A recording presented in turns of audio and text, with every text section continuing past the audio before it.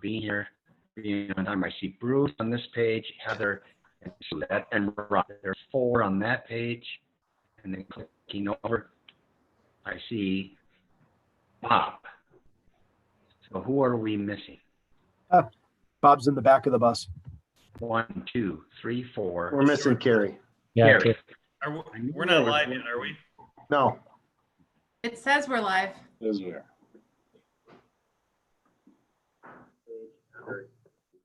It says we're live. Over on that page.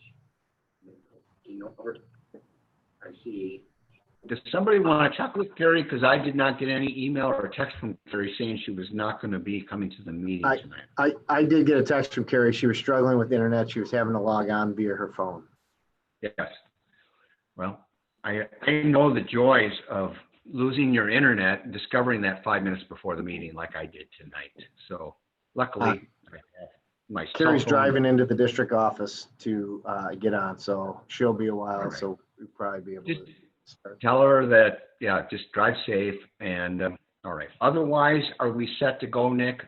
If we're live, we'll probably call the I meeting. believe so. Yes. Do you have the flag for our screen share? Yes. Just give me one second. I have to try to figure out which screen I saved it on. I'll give you more than 1 second, Nick. Yeah. Okay.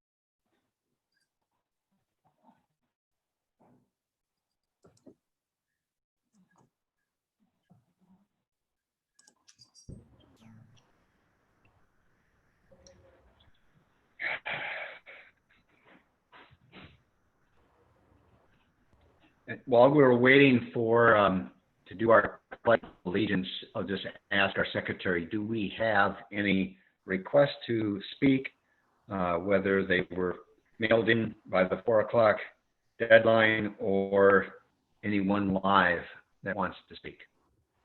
No, we do not. We do not. All right. Thank you, Tim. So then after we complete the pledge, we'll go straight into superintendent reports.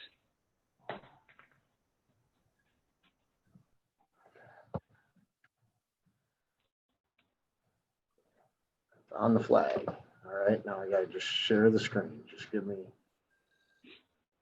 a second. Share screen.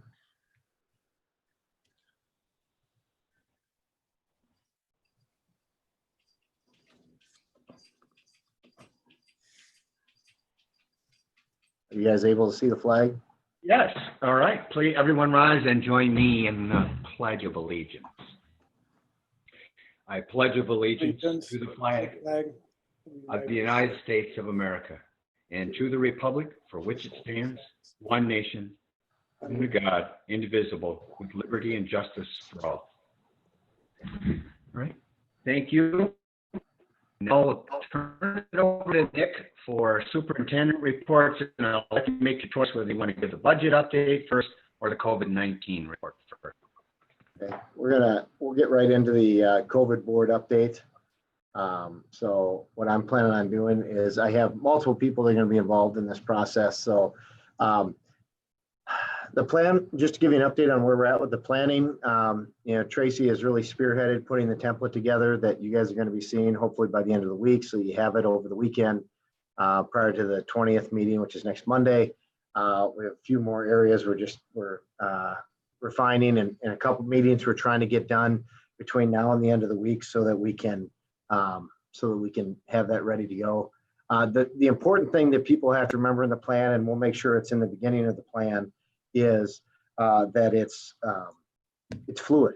It's a living document. It could change, and it's just something that it's given the information that we have right now. This is our plan, but 2 weeks from now, that information could change, and we're going to have to adjust the plan. As we work through that.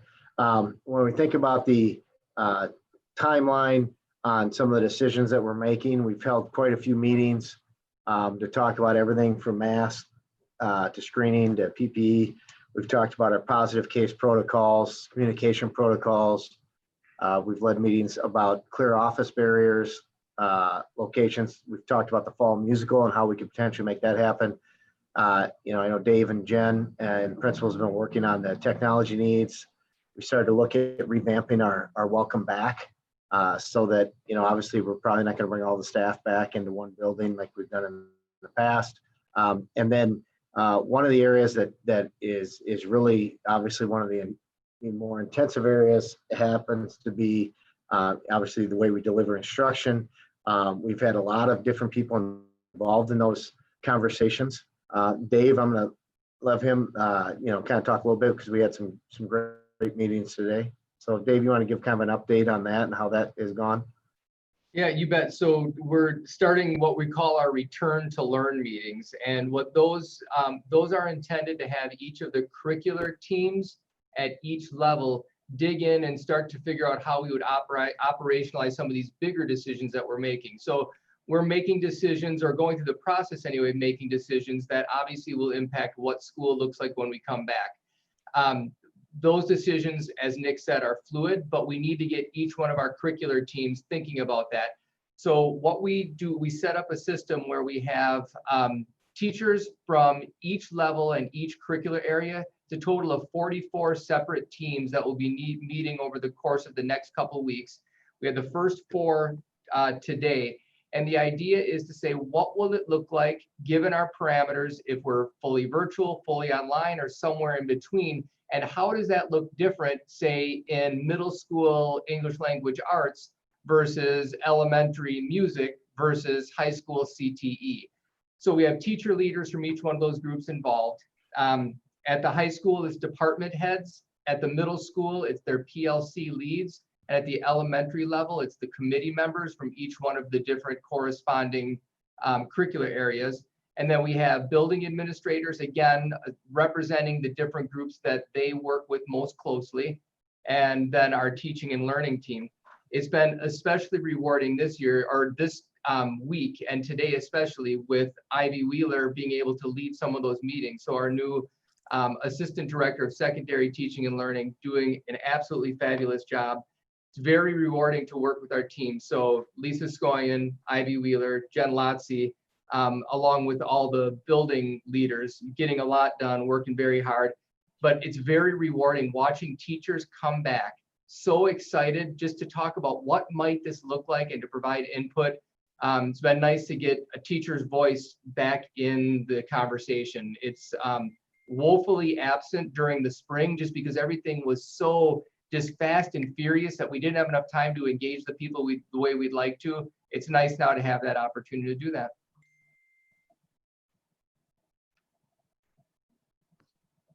Oh, you're muted. Thanks, Dave. Yep, thanks, Dave. So, obviously that's a big piece of what we're delivering, the instructional side of the house. Obviously, there's a lot of operational side, but those are some big pieces. And so there will be parts of our kind of reopening school or return to learn type of planning that will still be, they might be quite general yet, and some of the details are going to be worked out throughout the month of August. But we're going to have them in there so that people know that we are looking at these things. So it's not if for example, we haven't had the conversation about what recess is going to look like at the elementary. And that's a conversation that's going to be coming up in the next few weeks. It just won't be ready for Monday. And so, those are kind of the things that we're working through. There are a lot of different meetings that are going on, and we're really working through that. The other piece on the template that Tracy's put together is, it starts off, it'll talk about our guiding principles, what we've used to kind of guide all of our decisions, and the lens in which we're trying to look at our decisions and working through those things. And so really looking forward to getting that to the board and getting that to the public here before too long. As we keep moving through, Tim and I met with the architects from Wold about our facility planning committee, sorry, drawing a blank. And in talking with them and the discussion, we think that probably right now our best thing to do, because we never got that committee off the ground, is to probably shoot for more like January. They've been telling us that a lot of districts are kind of delaying things in the fall, shooting more for a January start date on the committees. And so that's kind of our plan.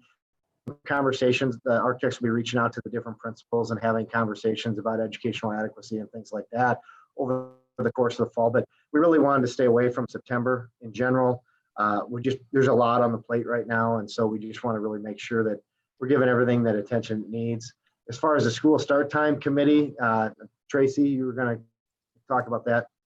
Sure. So Dave, Aaron, and I will be connecting with the school start time committee before the end of this month to check in with them and find out how they would like to move forward for this school year, whether that's, maybe they're comfortable coming together face-to-face or looking at the virtual meetings or postponing. But I think it's important that they provide the direction as far as how do we move forward this year.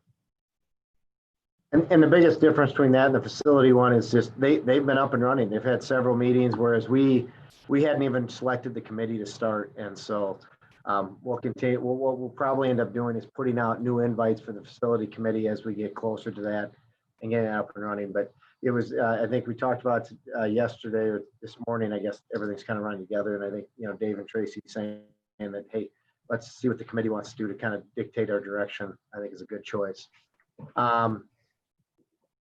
One of the things that I think we're all finding out is that this trying to start back to school is all consuming.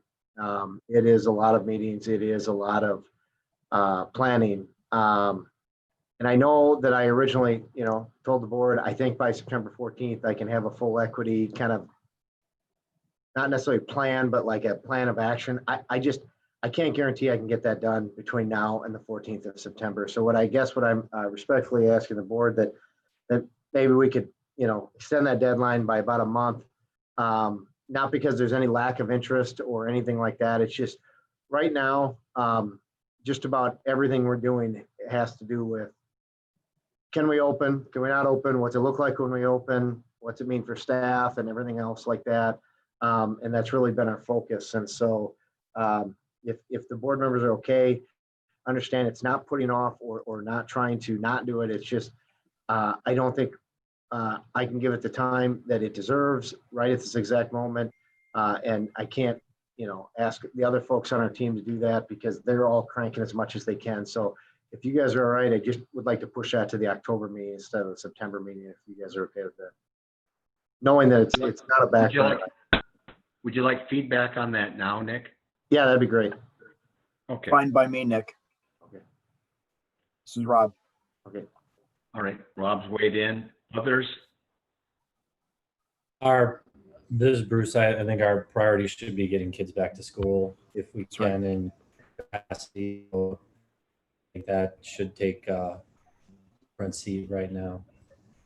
If you can move it up, Nick, I mean, if you see like there's a better path and you can find a way to make it happen, let us know. Yeah. That's fine. I would agree, Nick. I hate to push it back, but I also want to give you the ability to give it the thought that I know you would like to. So if that means waiting a month to take care of the return to school first, then that's what needs to happen. Yeah. I'm supportive of, letting it roll a little bit into October. That sounds fine with me. All right. And Bob? I'm in agreement as well. That's fine. Okay. And we've got, Carrie will be joining us soon. There she is. I see her. And Carrie, we're just talking about getting the equity plan of action proposal from Nick probably in October, one of our 2 meetings in October, rather than September, just given everything that needs to be done prior to September 3rd. Okay, thank you. All right. And I guess I'm on par with that as well, not again because anything is necessarily more important, less important. I do know that equity, though, is something that we've got very strong consensus among board members that we want to work on, and it's not going to be something that we want to rush, nor is it going to be something that we rushed. get our meeting over with on it and then say, there, aren't we great? We did something, and then put it back on the shelf. It's going to be something that will be discussed for months and months. And I think that getting the buy-in of the community is really, really important. So getting the correct buy-in and everything. So I guess you've got your directive there. We don't have to necessarily consider that a deadline, because it happens to be the same night as the annual meeting and a few other things that we'll be at that point in September. As we continue to kind of push through on updates related to COVID, one of the things that we're wanting to do, what's become pretty evident to us this summer, probably more than any other summer, is, we always know we've had lots of kids in our buildings throughout the course of the summer, but, we haven't had much in the way of, we've been getting health support from our nurses in the summer, but it's been more because they're willing to just do it versus having them be around all summer long. And when we're talking about having, thousands of kids in our buildings basically all year long, one of the things that we want to look at doing is changing our nursing positions to a year-round, a 260 contract, so that they can continue to be our connection with public health. One of the things that we're finding is we need to really have a single point of contact, especially when it comes to positive COVID cases, wanting to get information from the district as they want to do it's not tracking. Why am I drawing a blank on it? Contact tracing and things like that. And so, if it's going to be the nurses all the way through the year and these protocols, we would like to probably try to have that be consistent all summer long. One of the things that'll be coming to you at the next meeting would be moving them from they already have an extended contract, but extending it to the full 260. There is some cost associated with it. However, the other thing that we're finding out is, we're probably not looking at quite as many custodians as we were originally anticipating. However, we're going to have to add custodial support. There's just no doubt about it, because of the increased cleaning needs and stuff like that. But it'll be, the increase in nursing costs will be more than offset by, maybe not as much custodial addition as what we were originally thinking. And a lot of that has to do with the change in direction that we're getting as we're getting feedback from CDC, from public health, that, surfaces, although they're important, they're becoming less important as aerosol and things like that. And so, this is that whole kind of adjusting on the fly as we look through some of the stuff. And so we're still going to be obviously raising the bar as it relates to cleaning. So we're going to need some additional staff there, but probably maybe not the full 9 that we were originally anticipating. So even, we'll be able to offset some of that nursing cost, but it's going to be important that we have health support all summer long when we're running radio elite, summer school, summer swim, school age care, all of those components. Mr. President. So Nick, you want, and Rob, I'll get to you. Rob has a question on this, and I think, maybe I'm not reading his mind, but if you could just tell us the downside, other than the financial impact on the nursing thing, is there any downside? And when do you need to know? Is this something that you need consensus on tonight for us to take formal action next week, or, changing of these contracts from the number of days? So it would go in as part of the personnel pack next week. If you guys are feeling comfortable enough, and if you have additional questions, you can always call me this week and we can talk through some of those things too. But, we don't see the downside. I mean, we see it as upside because it's going to be providing more service to our kids. But our nurses are valuable resources to us in the district. And, part of, somebody might say, why not just have one of them be at 260 and one of them not? And it's just, there's 2 nurses. And the biggest reason is we want to always kind of have a nurse working in the district. So when one's gone, vacation or things like that, we always want to have a nurse on staff. And part of the reason is this COVID has really kind of stepped that up because of the different protocols that we're putting in place with communication and things like that. Go ahead, Rob. So two questions. One, just to, I guess, clarify, you had said that we have 2 nurses district-wide, Yes. Is that right? Okay. And then once COVID at some point is behind us, do you envision these contracts being permanent at 260 year round? You know, it's something that we'll have to talk about. I think one of the things that we've been pretty fortunate on is, and it could be just luck, is, you know, we have not utilized a lot of health support in the summer, even though we've had thousands of kids in our buildings. And, you know, it's kind of one of those knock on wood, you know, type of things. We haven't had too many issues. So I think it would be something that we would revisit and look at that, you know, if we would, you know, need to reduce days down, but as we do with any position. And part of our thing is we just don't know when COVID's going away. I think, you know, I was going to talk with, you know, one of the parts of this is the public health update. You know, is there a chance that there's going to be a vaccine available by the end of this current year? Yes, there's a chance, but the likelihood of almost any of our kids being eligible for it, or a vast majority of our staff, is highly unlikely, because it's going to go, from what we're hearing from public health, they're going to tier the, you know, who's priority on it. So, I mean, we could be looking at, you know, potentially 2 years or more before we're at a point where we feel like, okay, COVID's just kind of seasonal, you know, almost like we are with influenza. So, I mean, we're definitely probably going to be in this for the long haul. Although we don't want to be doom and gloom, but we also want to be realistic with people and let them know that it's not about just getting to December or just getting to January. I know you weren't implying that, but I'm just saying, you know, it could be multiple summers that we would need this type of support. What was your second question, Bob? I see that Sue has a question, so I want to get to that. You had my two questions. Yeah, no, my first question was to confirm that we had 2 nurses. Yep. Okay, got it. All right, great. Thank you for your questions, Sue. Yeah, I was just gonna remind ourselves that, you know, nurses not only deliver care, but they're a big part of patient education. So I think they'll be a very welcome personnel on the scene, especially as we face the unknowns this year. Okay. And they've been putting a lot of hours in. I mean, they've been putting a lot of hours in, even, you know, long beyond the contract days and things like that. And so this isn't something where they came to us and said, hey, is there any way we could look at adding days? This is something that we talked about. What are the needs of the district? And then we went to them and said, this is something that we're thinking of proposing to the board. So, and it is about making sure that we have a consistent process in place, whether we're in summer school or we're in the regular school year with this.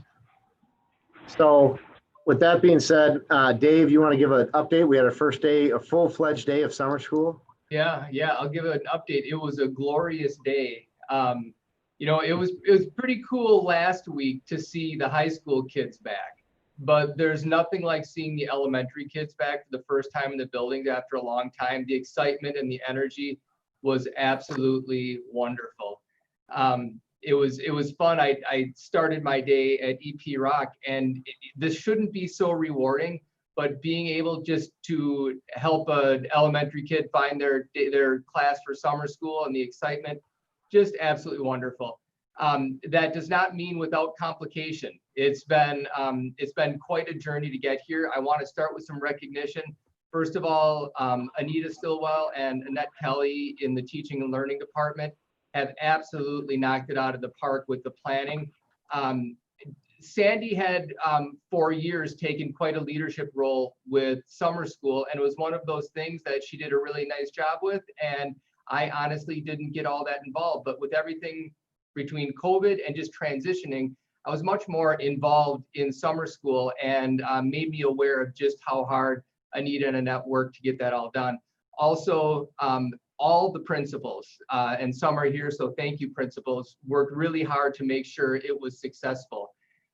So we don't have summer school in all of our sites, but I sent a text out, I don't know, it was pretty early in the morning. I sent a text out to elementary principals saying, hey, we got a few things going on here, we could use the help, and they all responded. So we had district administrators, principals on site helping.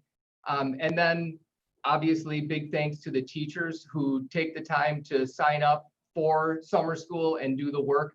I think their excitement was almost as energizing as the kids, seeing teachers just excited to be back in the classroom, doing their thing, connecting with kids. So having said all that, I'll take a quick look at the numbers, give you a quick update of where we are. We had a total, well, we will have a total enrollment in summer school, about 1,233 kids. That's down from about 1,569 last year. We expected to be down. Actually, a few of our programs like Raider Elite and then also our middle school in Richmond actually helped keep that up a little bit. But overall, I'm pretty satisfied with those numbers. There were a lot of things that pushed on keeping those numbers where we'd like to see them eventually. One, class size limitations. As a response to COVID, we wanted to make sure that, especially in the summer school, as we're getting a feel for how this whole thing works, that we were maximizing physical distancing. So we limited class sizes to 12. Typically, that's actually the minimum we run. So it was sort of flipping that on its head a little bit. So that limited numbers, and it was tough. It's always tough to recruit teachers in summer school. There's so many competing priorities and schedules and so forth. But obviously with everything going on this year, became a little bit more challenging. Really pleased with the attendance. So we were running about a 95% attendance rate across all our programs in terms of the kids that had enrolled and were confirmed and then actually showed up for summer school. So that was great to see. A lot of things we want to adjust, and we're learning as we go through this process. We have a lot of capacity for really improving, refining, and expanding our summer programming. And we've got a lot of great people on board to do that. I know that the whole teaching and learning team is excited to debrief probably midterm through summer school, not wait till it's all the way done, but then start the debriefing so we can plan for next year. Learn from what we've done this year, but also implement some of those programs we're hoping to in the future. So that's a quick look at summer school. Questions from board members on summer school. I have one. Dave, you mentioned about the maximum capacity of the classes. How many teachers are we looking at that we're employing as summer school instructors on the high school and then on the other levels? Oh, I wish I had that data for you at the tip of my fingers. I don't have it, but I can get that for you. Just ballpark. Ballpark. If we look at just regular summer school, we're looking at probably 2 to 3. No, let's say I get 4 per grade level band, so 12. Probably 24 to 25 elementary enrichment teachers. Middle school, that number is quite a bit smaller, probably 6 or 7. And then high school is primarily credit recovery, along with some of the special programs like Raider Elite and marching band. But setting those aside, a lot of it is credit recovery. So at the high school, you get a lot bigger numbers per certified teacher, but then there's assistants, and those programs are broken into smaller numbers with other individuals. Summer swim also typically larger numbers. We had to bring those way down to meet our physical distancing expectations.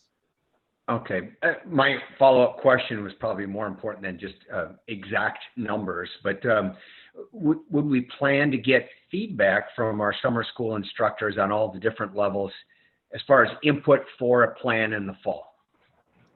Yes, absolutely. And we've talked about that from the beginning. Nick used the term a couple of times, sort of dipping our toe in the water a little bit with summer school. It's a way we can sort of acclimate ourselves to what does this look like to provide instruction in this COVID environment. And yes, getting feedback from those instructors, especially the instructors that are our teachers. We have a lot of instructors that are our teachers that come back for the summer. We also have some that aren't our regular teachers, but especially from those that are our teachers, we definitely want to get that feedback. Actually, we're collecting not real specific feedback, but more general feedback on a daily form that teachers fill out to let us know how some of our strategies for risk mitigation and those sorts of things are being implemented. There's also an opportunity for some more open-ended information. Excellent. Other board members that have maybe questions for Dave? Mr. President. Yes, Rob. Yeah, not so much a question for Dave, just I wanted to, as we're going through the COVID update, just wanted to say thanks to Tracy and to Nick for the communication that went out to our parents. Just letting everybody know where we're at with planning for September. Granted, wasn't much of an update, but the fact that we are trying to keep them in the loop. I got nothing but positive feedback just for them to know that we're at least thinking about it was a plus. So thanks to both of them for that effort.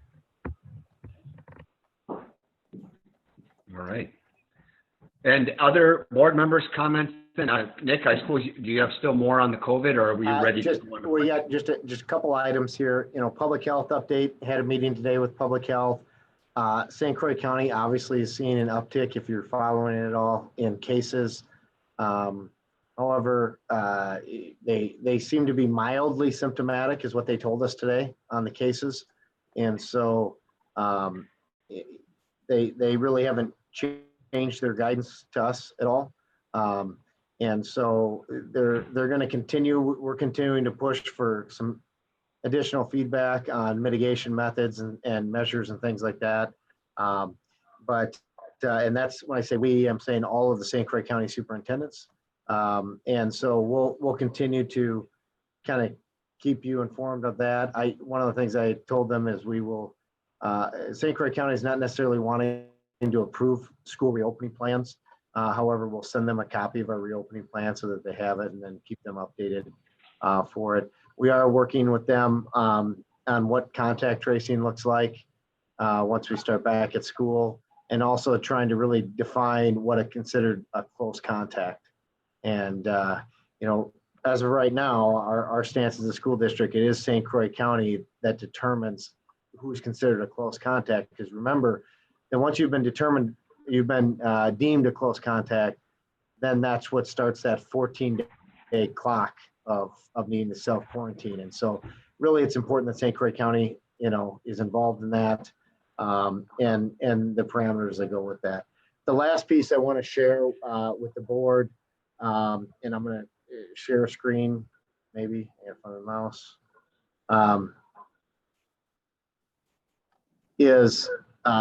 can you guys see my survey, the screen with the survey on it? Yes, okay. So what we have, we put out the parent survey. It closed. I believe it closed the end of day yesterday, Sunday. We had 3,500 parents that filled it out, and 584 staff members that filled out the survey. So you can kind of see that in that slide. The parent respondent information. You can see that we had good distribution of age levels represented. If you look at, what age, basically what grade are your kids going to be in, so that it wasn't just, okay, these are only high school parents filling it out or only elementary parents filling it out.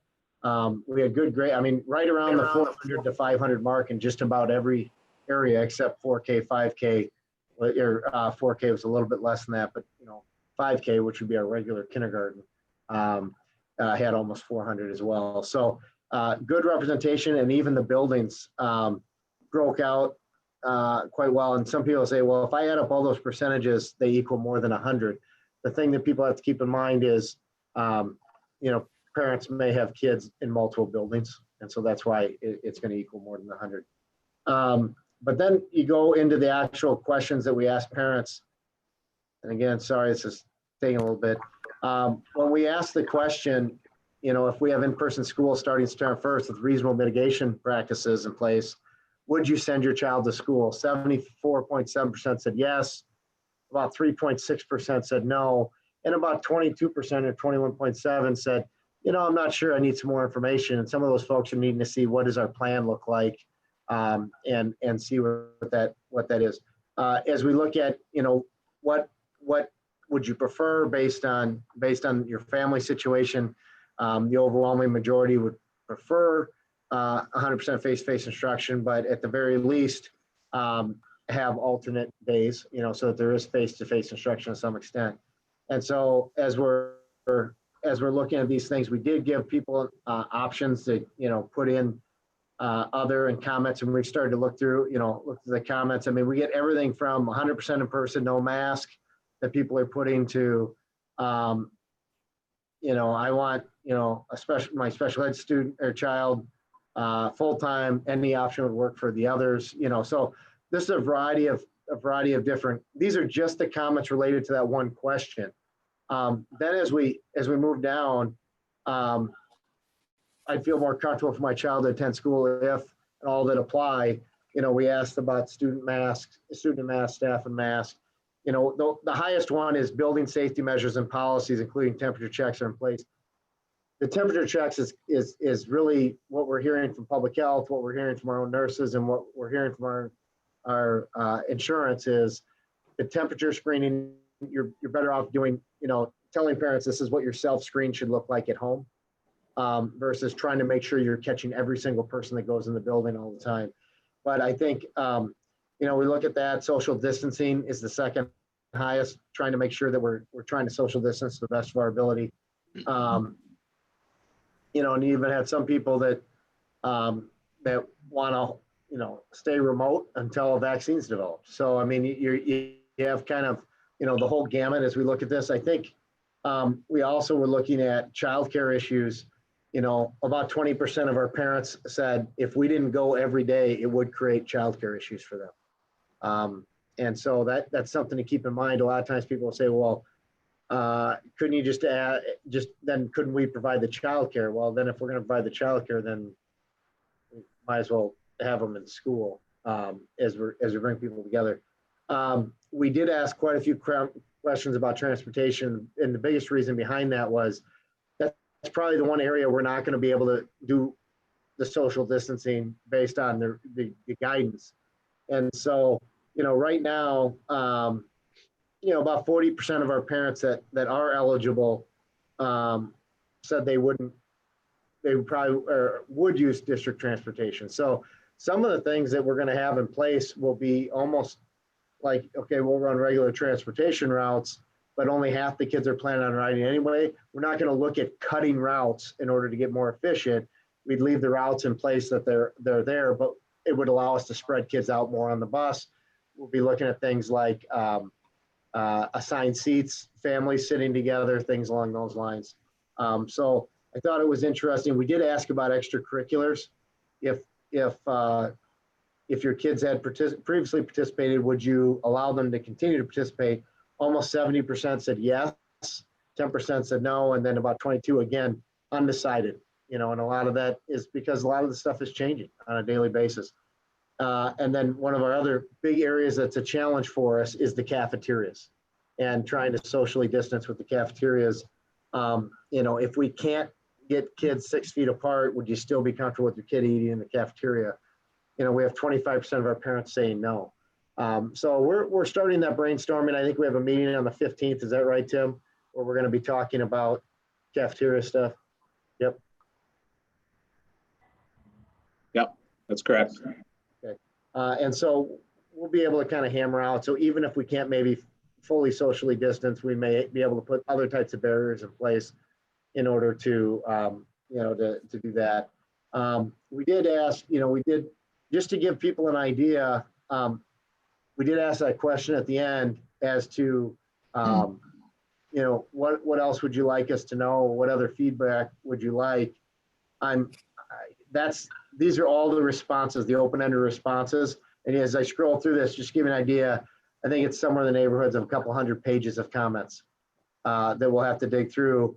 Everything from I can see no reason why children and staff would not be wearing masks to hand sanitizing to, we have people in here saying things like, please don't put anybody a mask or my kids aren't going to wear masks. I mean, so we have the whole gamut. So I guess the moral of the story of this is understand that no matter what the board decides and what we recommend, you will have people that will be emailing you saying, how could you possibly, approve that? Or, so what we're trying to do as we put our plan together is, obviously we know the value of having face-to-face instruction. We believe there's value in that, but we're doing the best we can to do what we think is reasonable to mitigate risk to our kids and our staff.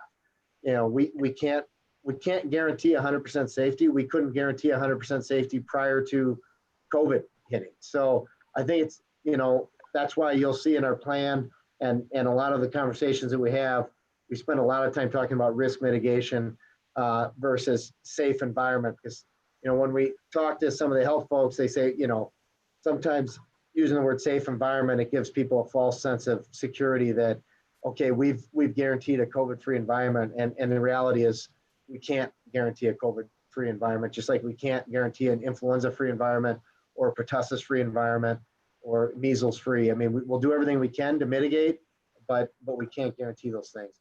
We did have some questions for staff. And really the big question is, you know, if we came back on a part-time basis, would this create childcare issues for you? And about almost 20% of our staff said yes. You know, so you can imagine if kids aren't back full-time, but teachers are expected to be full-time, you know, it does create some childcare issues, similar to what some of our parents said as well. So, and, you know, again, we have lots of different comments from staff and kind of going through these and making sure, you know, what are their concerns and you know, what do you see as big challenges and things along those lines. So questions about, that's basically the COVID update. Any questions for me?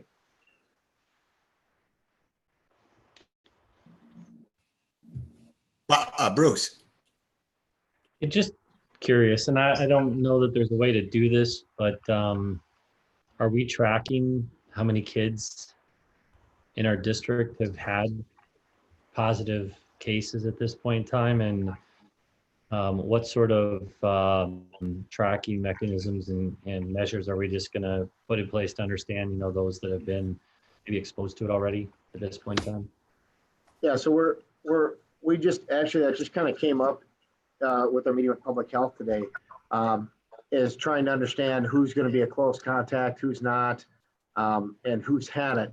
You know, I mean, right now, as far as us knowing if it's kids in our district that have it, it's parents calling us and telling us that they've had it. We haven't gotten that information necessarily from public health, but I think that's shifting. They want to review with their legal counsel on how much they can share information-wise to not violate people's HIPAA privacy. Because the other piece is, as of right now, unless they tell us who the close contacts are, you know, so let's say they have a positive case. It's somebody that doesn't go to school here. Maybe it's a college student that lives at home, but they might have, let's say, brothers and sisters that are also at home. We would have, you know, they would say, okay, you guys are close contacts. We would have no way of knowing that those are close contacts and are not allowed, you know, really not allowed to come to school for 14 days. And so it would be kind of an honor system thing. And I think what public health is trying to look at and say, okay, maybe we need to move beyond the honor system and say, okay, here's your list of close contacts that should be out of your building until this date, so that we don't end up having huge outbreaks in buildings. So, you know, hey, you have this third grader that needs, you know, they're considered a close contact. They need to be out of your building. So if they show up in your building on Monday, you know, you really need to tell them they need to do the virtual instruction for the 14 days. That takes a tremendous amount of coordination, because we're not the only district in St. Croix County.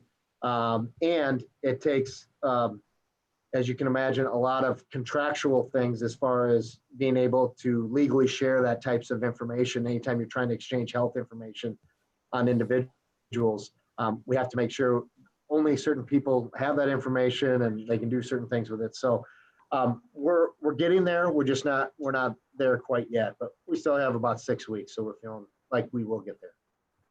Mr. President? Yes, Rob. So Nick, it's convenient that we have Jim on, you know, in our Zoom meeting.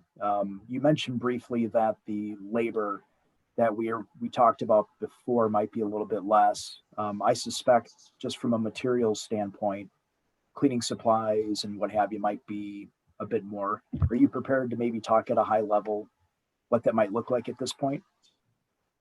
You know, I think Jim threw a number out to me last week, Jim, of a ballpark figure of what you were anticipating additional cleaning supplies and hand sanitizer and mask and things like that was going to cost. Do you remember what that was? You know, I hate to even throw anything out there right now because, you know, like you had said earlier, this thing is so fluid and so dynamic. It literally is changing twice a week. You know, we're still developing strategies based on a lot of the feedback that we're getting and based on the situational things changing, but we're going to spend money. We've already spent money on additional supplies. I don't think it would be foolish to expect us to be spending, maybe in excess of $200,000 on additional supplies for this school year, based on COVID, between hand sanitizer and disinfectant and gloves and that's just the cleaning stuff. That doesn't even include the masks and all the other types of things that we're procuring. And that's to date what we've done. I mean, that's what we've already spent, right, Jim? Oh, no, I don't think we spent 200 yet, but we've probably spent 100. We've probably spent 100, 110, somewhere in there. Just for example, Jim was talking about if we tried to put a bottle of hand sanitizer, him and I were talking about this, a big bottle of hand sanitizer in basically every room, and let's say we had to swap that out every week, once a week, it's about $240,000 worth of hand sanitizer. Is that the number you came up with, or you give me? That's correct. That's just hand sanitizer. So we're trying to look at, okay, are there ways we can, maybe buy in bulk and refill? Are there other things we can do? But that's going to have a labor cost associated with it, and so, it is going to be changing. But I mean, I would say that we would anticipate that we could be north of $1 million when it's all said and done by the end of the year. We ordered our first 50,000 disposable masks. That was about $15,000. Is that right, Jim? Somewhere around there. Correct. Yeah, we got them about 31 cents. About 31 cents a mask delivered. Plus, we have about another 30,000 reusable masks, through either things we've acquired or the state has given us. So, I mean, we're trying to buy a lot of the stuff that we can, but we also don't want to, it's kind of like we don't want to buy so much of it just so that we have it ready for 12 months from now. So then all of a sudden you have somebody else that doesn't have anything available now because we bought 12 months of supply of it. So it's a balancing act between, pushing too hard, but making sure we have enough on hand on this stuff. But it's going to be expensive. I mean, I would anticipate that we're going to be into, seven figures, the impact of COVID for the school year. All right, Sue, you have your hand up? Yeah, I'll make it quick. In terms of risk mitigation, is it possible for us to consider regarding masks, to have like this is a mask wearing area rather than an either or, have some designated times when masks are expected to be worn, for example, passing classes when there's a lot of currents of movement and so on, and students and staff would get used to having them with them at all times. Yeah, I mean, so we had a group of it was our principals and cabinet team that talked about, kind of what is our direction going to be on mask wearing, and that'll be outlined in the plan. I mean, and it's fluid. I would say, and that's one of the things that we'll put in the plan. We reserve the right to change this basically in 5 days from now as it changes. But yeah, I mean, there are some areas that we're going to strongly encourage. There are going to be other areas where certain staff will be required. There's a variety of different things that we're looking at. We haven't gotten to the passing time discussion yet, and some of those common areas discussions, and those are coming up here in the next couple of weeks. Okay.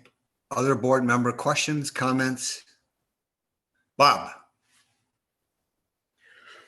Yeah, I was just wondering if we've talked numerous times about increasing the air exchange in the buildings and common areas, especially. Are there any concerns that with other people going back to school and most companies and factories and everything doing that the supply chain with rooftop filters and things would be a problem? Could that ever be a concern where we just can't get those items? Jim, I don't know if you want to address that as far as supplies of filters and things. Yeah, absolutely. You bet, Bob. That's a real concern. And we're going to do our best to get everything we can get. We're working, with Wold now on a couple different strategies we might be able to employ. We've currently tripled our minimum air settings right now. You know, when it was moderate, we had them at 100%. Then, you know, you got into weeks like last week and you just couldn't run them at 100% and keep the buildings comfortable. I'm a little worried when it gets 20 below too, that running at 100% fresh air is going to be the way to go. I know the systems are designed for it, but boy, you are flying without a net there. You know, you have one little problem and you're going to have a frozen coil. So we're working with Wold. We like I said, we've increased our minimums threefold. We're going to push them. We're going to push it right to the limit, and we're waiting to hear what Wold has to say about different types of filtration and stuff too. I don't think that, you know, when you start talking about things like UV, I don't know that that's realistic, certainly for this school year. I don't know that that's been a recommendation that they're going to have, but as soon as we get it figured out, what they want, what they suggest we increase our filtration to, we're going to get right on it. But yeah, that's a real concern that everybody's going after the same thing. And it's no different with the filters than it is with anything else. The hand sanitizer, paper towels, hand soap, plastic bags, trigger sprayers, spray bottle. I mean, it's tough to get everything right now. Thanks, Jim. All right. Thanks for your answer, Jim. And any other board members? Okay.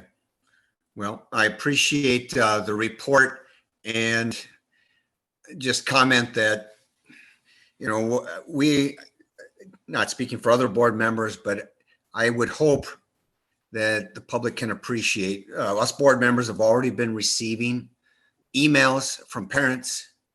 Many times we'll get diametrically opposed, polar opposite emails within an hour of each other, saying that we can't believe how you would consider ever conducting school. And then another one an hour later saying, I can't believe you would ever consider requiring masks or, you know, doing any kind of, you know, and some people not understanding why we don't have a plan in place already and so forth.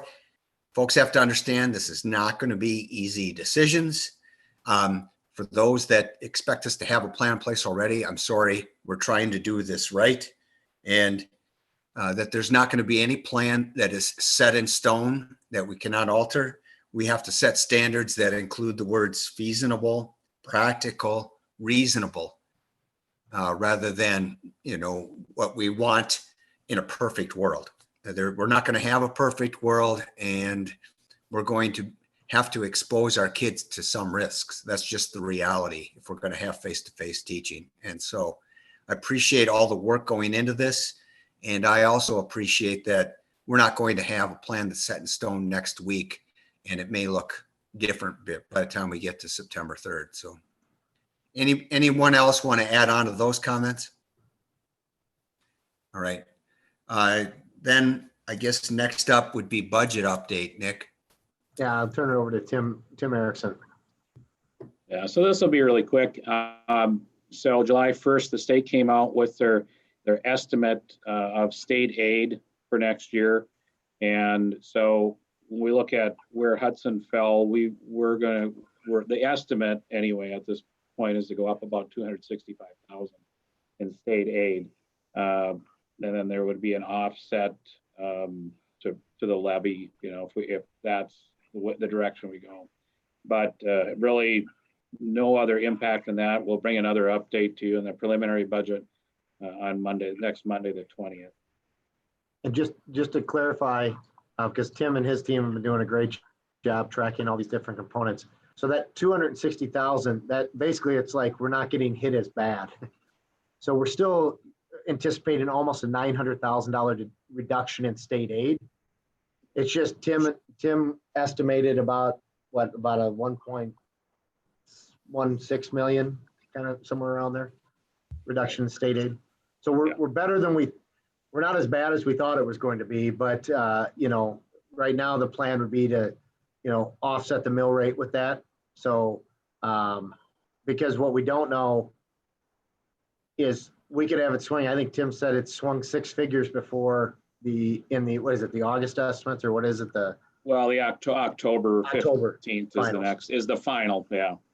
So, yeah, it can really change. It's very dependent on districts across the state and what their spending levels are, what their final numbers look like after the month once they close out. So it's very interdependent on those types of things. So that's one of the reasons you're going to have a lot of fluctuation. Well, that and the new tax deadline is Wednesday, right? So. Yep. Right. Yeah. Okay.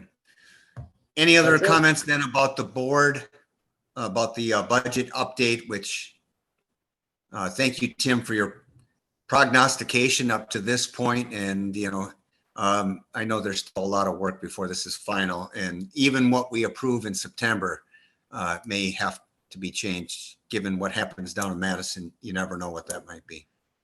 All right. Then we can move on to reports. And we have, now, Nick, I can take a stab. I see no names next to the reports. That's why I'm going to start off with the one I'm pretty confident on, facilities and maintenance, and that would be Jim Stasko. That is correct. Okay.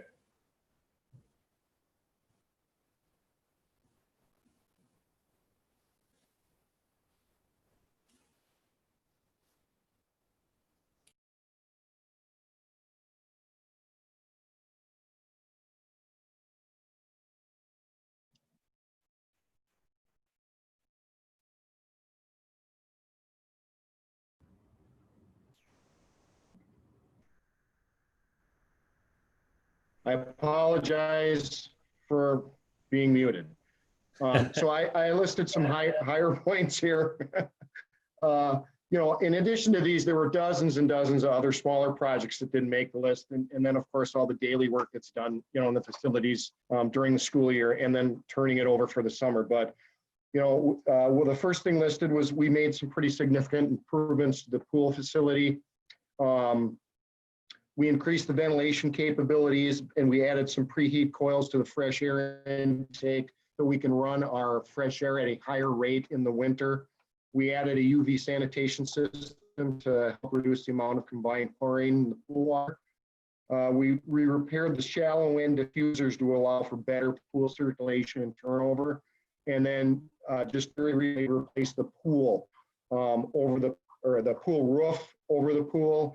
And we repaired the south wall, which had some staining from the previous roof leaking. We did about 15,000 square feet of carpet for the district, and that's equates to about 20 classrooms. Last fall, when the gymnastics program lost their practice space kind of unexpectedly, we did a quick conversion of the storage room area in the high school to turn it into a practice facility for gymnastics. And that actually, there was more there than meets the eye. That was a lot of work. There was a lot of stuff in that room and a lot of pallet racking, and we had to take that down and get it ready for gymnastics. And we were able to do that prior to the first day of practice. The middle school PA, I'm really gonna let Jen talk more about that. We work in conjunction with IT on that project, but they did the lion's share of work on that PA project. We did a LED lighting conversion in the Holton and EP Rock gymnasiums. Turned out very nice. That was one of the projects that actually was listed on the long-term project plan. We added 23 stalls of parking out at the ASC building. We replaced the 93 wing roof out at Holton. That was about a 10,000 square foot roof. That was just within the last month. We finished the build out of that softball concession area. It includes restrooms, concession area, press box upstairs. That actually turned out very nice. This is a pretty good one too. We implemented our Akita box system last year. It's our electronic work order system. All the software and training and implementation is done. That system has been up and running in over the entire district since about February. And as of date, we have about 984 completed work orders logged on that system. And that includes the period when no one was here. So, I mean, typically that number will be higher because, we won't be gone from March till July. continued working with Wold on that long range planning. I did a lot of touring in the facilities with them and worked with the kind of front end development of the facilities portion of that long range plan anyway. We helped the IT and duplicating departments move from their Brocky Drive address over to the middle school where they're now currently housed. And for COVID, we continue and continue to work with the admin team to develop plans and procure the materials and supplies needed for the 2021 school year. That is a lot of work. As I'm sure everybody on the admin team will attest to, we've done a lot and we've got much to do. And then finally, we just continued working towards those project closeouts for the high school and middle school projects. We're getting really close. We're down to about 5 issues on our open list. And my hope is that within the next month or two, we've kind of got a direction on just completely closing that out. All right. Excellent report, Jim. Thank you for your brevity. And that's awesome on the project closeout. I mean, I know that there's people that think that's ancient history about getting the referendum passed and building on those projects, but to go from well over 1,000 open items after all the contractors believed we were done with the project to now just 5, that's pretty good. That's more than pretty good. It's great. So good job. Thank you. Any other comments by board members? I can't see all the board members, so if anyone has a question for Jim, please speak up.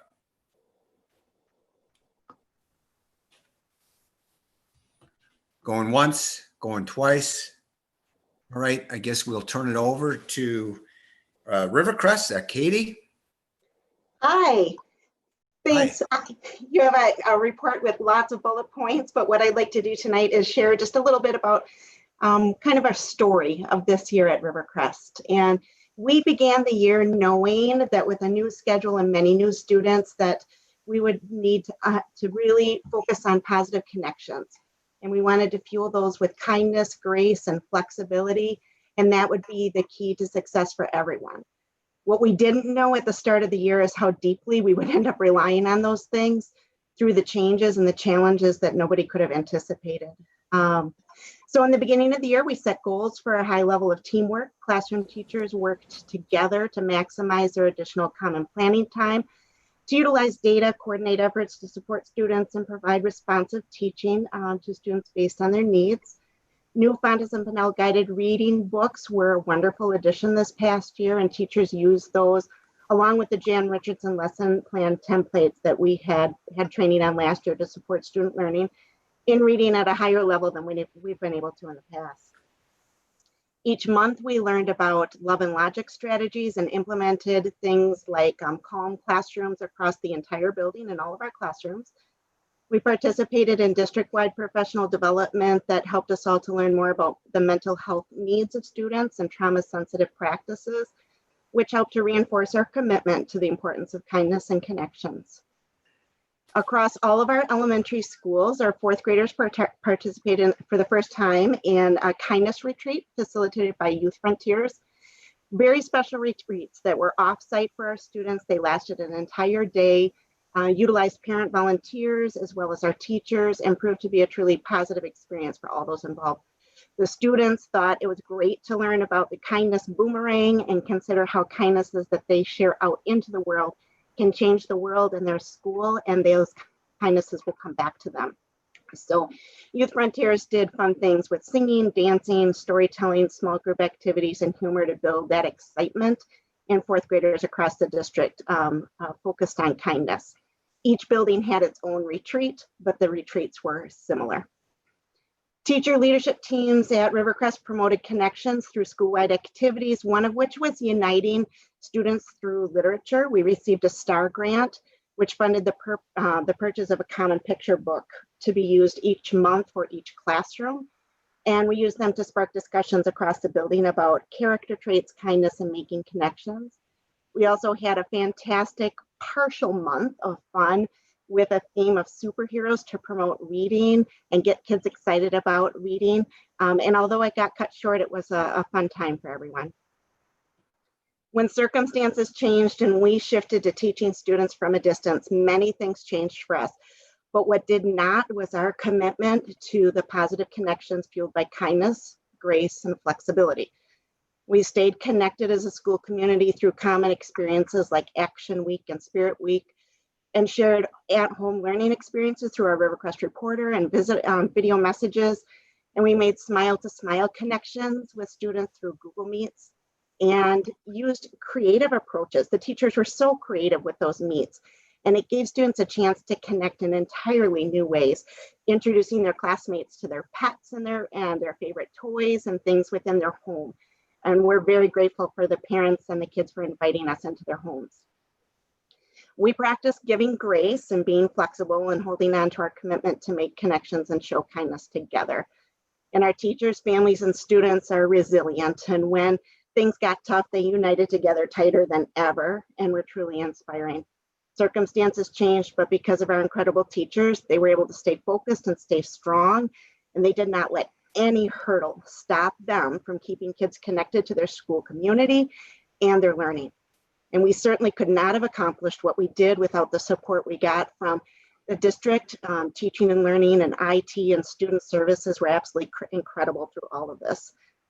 So I'm grateful to share such a strong highlights. I'm grateful for our amazing teachers who are at the heart of each and every highlight I shared with you, and I'm grateful to our families and their continued support and partnership. Great. Thank you, Katie, for the report. And board members with questions or comments for Katie. Sue here. I was just All right. going to say I hear in Katie's report, which is just marvelous, and I love the kindness retreats. I heard about those from a child. But I hear in your voice, it's almost as if, despite the COVID, your school hit a refresh button, and I'm not going to be surprised if I hear some of that in some of the other principals' reports tonight. But thank you very much. It was very upbeat. Thank you. Right. Other questions or comments for Katie? Love the gratitude, Katie. It's good stuff. Thank you, and thank you, Sue, as well. Thank you for a great report. Yes. Yep. I think that great stuff in there about teaching of values and how it impacts how we learn and reflects how we teach. So great job. Any other board members? All right, Katie, thanks for your report. Next up would be North Hudson, and Shannon, I'll let you take it. Good evening. Can you hear me okay? Yes. I can say that this was a very memorable year to be a first-year principal. So, and I can echo a lot of the things that Katie said. Gratefully, when I went to put my pen to my paper on writing highlights for this year, there were many more highlights than there were challenges. And even during the challenging times, we had a lot of silver linings that came out of school closure, and some of those included connections with families, really deep connections with families, more so than had been in the past. A lot of practices that had to do with technology that will continue throughout the school year, and just a lot of collaboration. I would say a deep level of collaboration with our teachers and parents and administrators. So that was one thing that I could echo with Katie's. I too have a lot of bubbles, but I really just wanted to highlight towards the bottom a few things that I would say that parents and students and staff would all agree were highlights for North Hudson. One was the creation of a North Star student. This was a way to recognize students that went out of their way to be respectful, responsible, and safe. They were recognized by staff members. They got a little postcard that said what it is that they did that went over and above. They got their picture taken, they got to ring a fun bell, and then got their picture posted in the hallway. We too had a school-wide focus on kindness, and something new that we started is grade levels and students ran our monthly all-school meeting. So that was a really fun way to get the kids involved in those all school meetings and have a collaborative focus on kindness. One really big thing that we did this year that was new, we had a STEAM night. It was the first time that we'd ever done this at North Hudson. It was just another way to reach out to the community and get parents and families into our building. And we had 12 to 15 stations, and they were run by staff members at North Hudson and some National Honor Society students from the high school. And we had over 200 people in our building that night. And it turned out to be one of the favorite experiences that the kids noted at the end of the year, that was one of their favorites. So that was really big for North Hudson this year. We also started a small scale mentor program similar to what I had experienced at EP Rock. And so we started it small scale, identified some students that we thought could use a mentor, an extra adult in their world. And we started it small, like I said, with mentors within our building.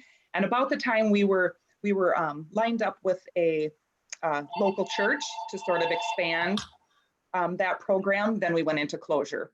So I'm really looking forward to, hitting the ground running and getting that program on the ground next year. Another thing that I experienced this year at North Hudson that has been a tradition is the Hudson High School Rhinestone Raiders. They come to perform for our special education students, and that was a really moving experience for me and everybody that was involved. So I'm working with Mrs. Dato to sort of expand that and have more of our students be a part of that next year. Just highlight our Patriot Day. That's been a tradition at North Hudson that I was able to see for the first time. The kids singing songs, and they wrote poems and then honored community members in remembrance of Patriot Day. And then the last one I wanted to highlight was what we called the North Star Code.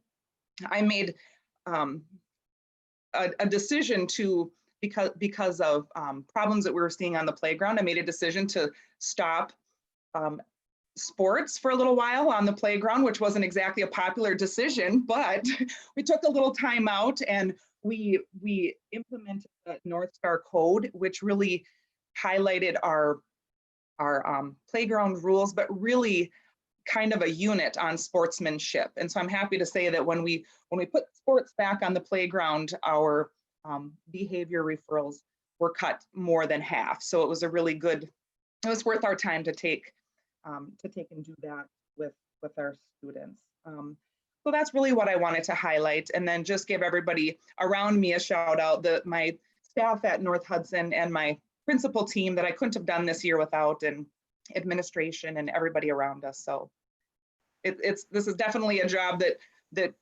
is not done alone. So thank you. Well, thank you, Shannon, for the report. And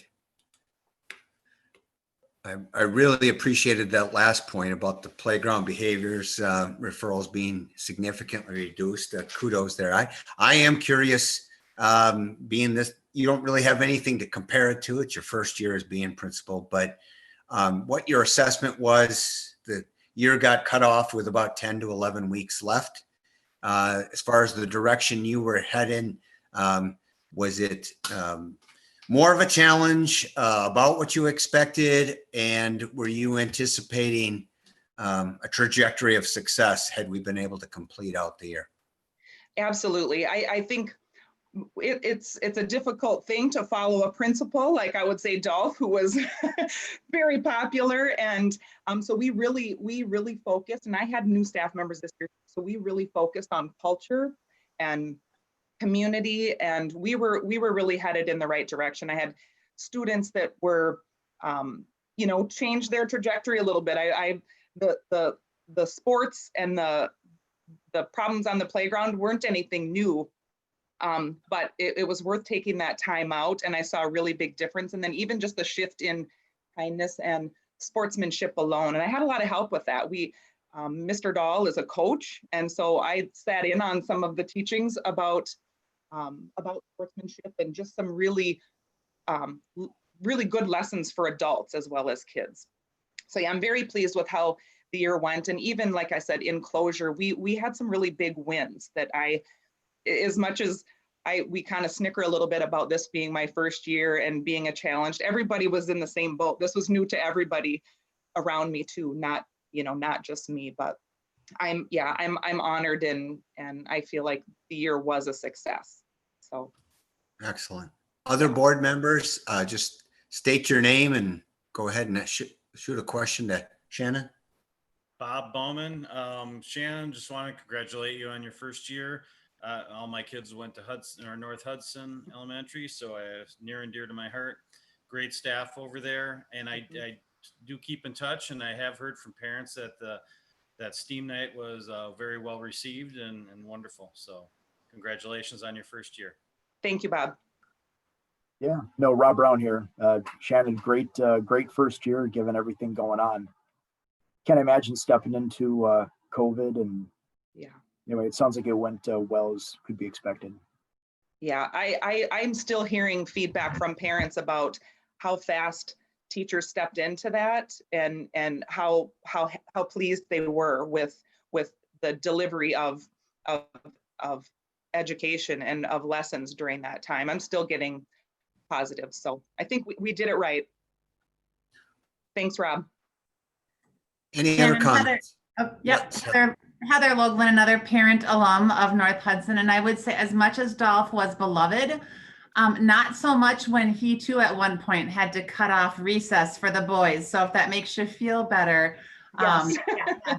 there were moments. So I'm glad to hear that you got it resolved. Congrats on a great first year. Yeah. Thank you, Heather. Yes, and I'll add to the board members who have had kids attend North Hudson.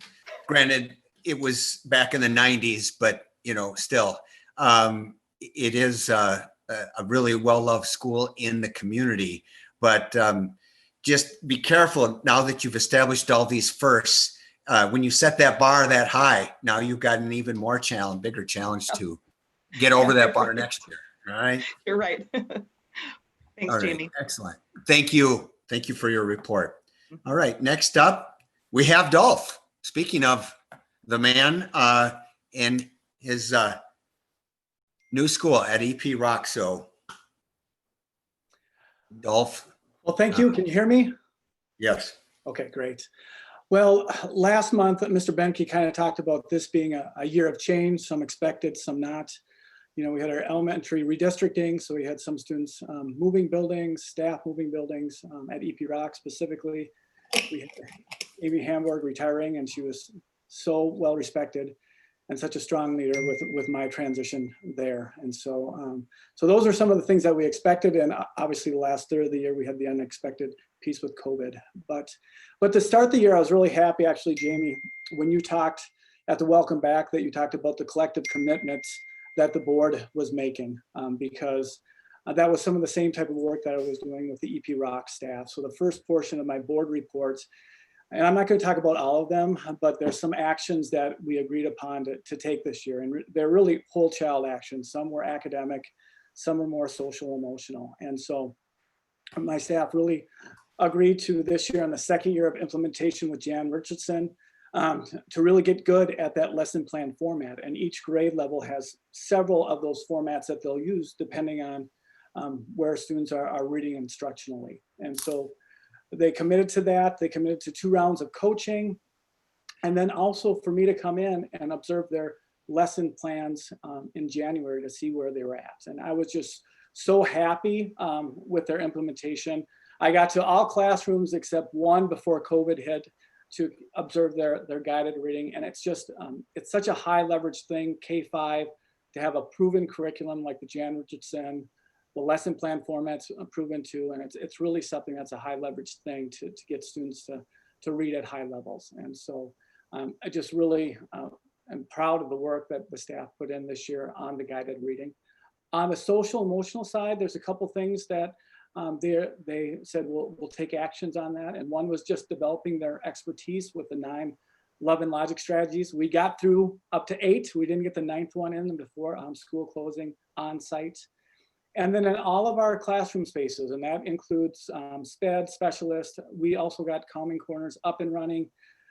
with teaching students how to use the tools that are there to either calm their minds or their bodies. And so those are all really important collective commitments we made this year, and really we came back to and took a look at how we were doing with those.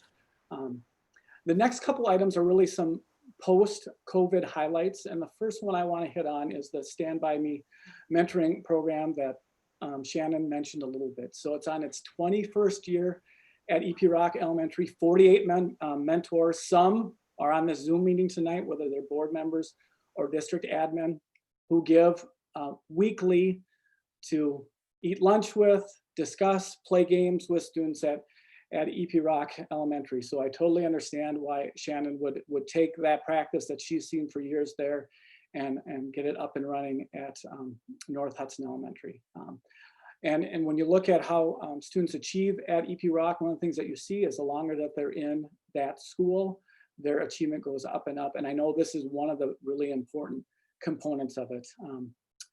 The other reason I wanted to bring this up is because it has run 21 years. And so when Dr. Hamburg came in, it was one of the things that she continued to cultivate. And strong leadership when there's a transition, practices that are proven and working well for students stay in place. And I just wanted to give this as one example of that strong leadership and things that have continued even when there's been a transition. The other piece within highlights pre-COVID I want to talk a little bit about, and it's a district-wide piece, but it has to do with our student professional development around staff engagement, specifically around rounding. And so in my building specifically, I was able to get in 31 rounding sessions. Some of those were with the same staff a couple times this past year, but I just found it so powerful. It's really around 4 questions, questions that you just sit down, short, about 5-minute meeting, one-on-one with staff. It's just what's working well for you this past few weeks. How can I be helpful to keep you engaged in work? What staff member has been really helpful recently, and what did he or she do? And that process for me did a couple things. It helped me see themes on things that were going well in the building. It gave me some feedback on some things that we might want to change that I would not have known about if I wasn't meeting one-on-one with staff. And probably the most fun part of that is I now had acknowledgements from a staff member to a staff member that I could write down and shoot out a rock star card to that staff member on something good that they had helped another staff member with. Just a great way to build a positive community within the building. And so I want to give the board a little bit of feedback on that, just because it's something that you supported, and I really appreciated being fed, and I know we'll continue to be fed with Gail coming in from Studer. My last portion of the report for EP Rock Elementary is really post-COVID. I have a lot of specifics there, but I'm not going to go into specifics. I'm going to be more general. And so one of the things I did at the beginning of the year is I used a couple video clips with Mr. Rogers, and the purpose of that was to show those positive connections that he would make. So people around my age watched him growing up, knew there's a general connection that I had with him, and others did too. And who would think that the last third of the year, we would all become Mr. Rogers, where we're teaching remotely, we're figuring out how to connect through screens, and our change in professional development went from Jan Richardson being really purposeful and methodical over 2 years to this switch of being having to be really nimble and fluid with our learning while working together very quickly. And so I couldn't be prouder, as my other principal colleagues have talked about, our teaching and support staff and how quickly they had to flip to support our students and their families. But teaching and learning did a lot of front loading for us, and they did a lot of things to support that rollout to help teachers the first couple weeks. That continued. District admin was working hard, building principals were working hard. We had support staff later on within this closure that were helping with reading and math interventions. And so I'm just proud of the work that we've done. There's a quote that popped up, and it was Winston Churchill, and he talked about, right now we're not at the beginning of the end, it really is the end of the beginning. And so I look at the leadership that the board will need to do. Our teachers, support staff, district admin, building principals are going to have to continue to do here for quite a long time. And I just know we're up for the challenge. I know we have a lot of challenge in front of us, but I couldn't be prouder of the work that we've had to do these last few months and are still doing right now.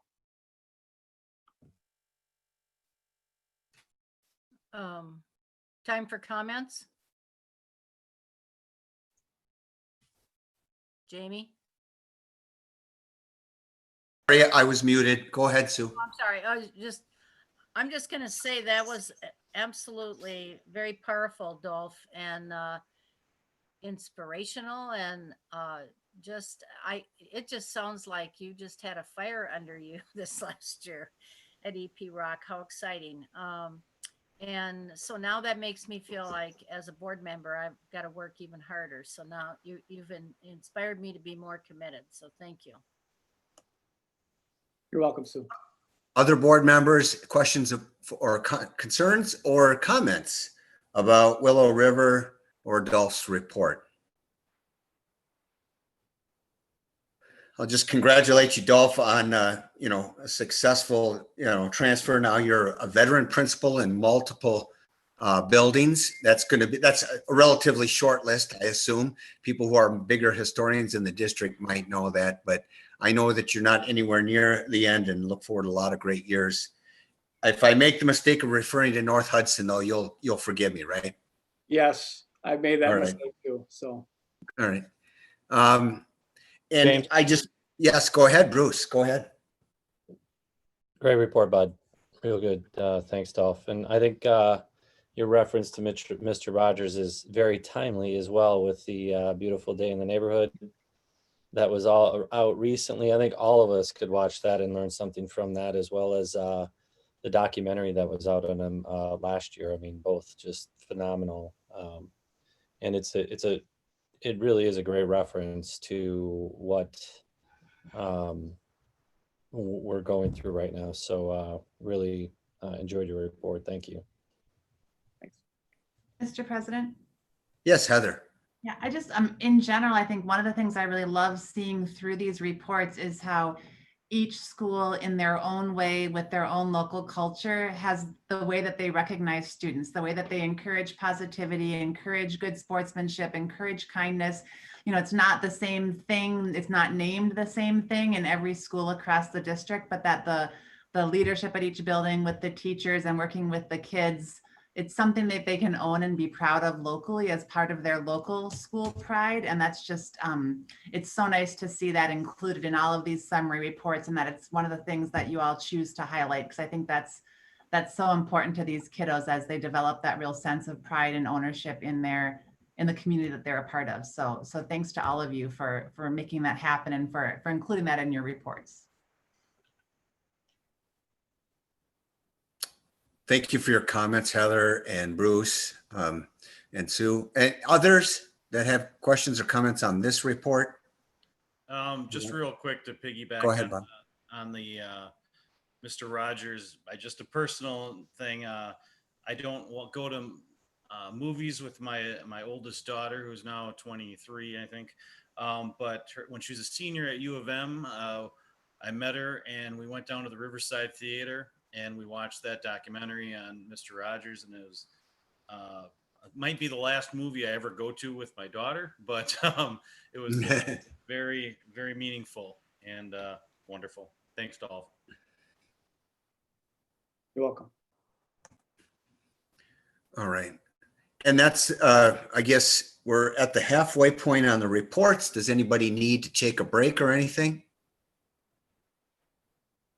I'm not hearing anybody because I can't see anyone's hand raised. So I'm going to assume that you got 30 seconds to say it, and you can interrupt me because I was just going to make a personal comment. I shouldn't probably, but I'm going to go against my better judgment. Just apologize and do a confession that I did not get through all of these reports. This being my 7th year, I have gotten used to a very high degree of proficiency in the principal reports. But if it were not for the fact that I was hospitalized this weekend, I would have got through my board prep. I was working on the agenda up until Thursday, and that's about the time when I started going to the hospital. And so anyway, just the fact that I hadn't opened these documents prior to tonight shouldn't reflect back on anybody feel any less. I think we got a lot of reasons to be proud in our district.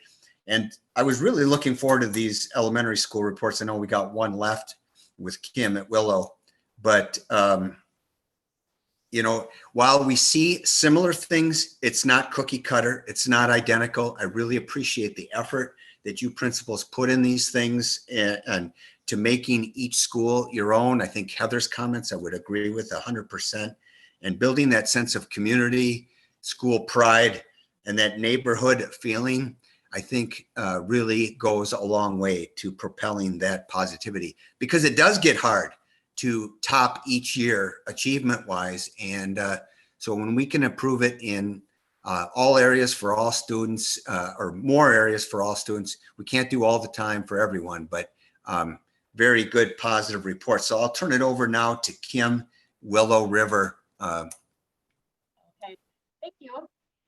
So there's many highlights out at Willow River that I wanted to touch on. I mean, it's just been an extraordinary year.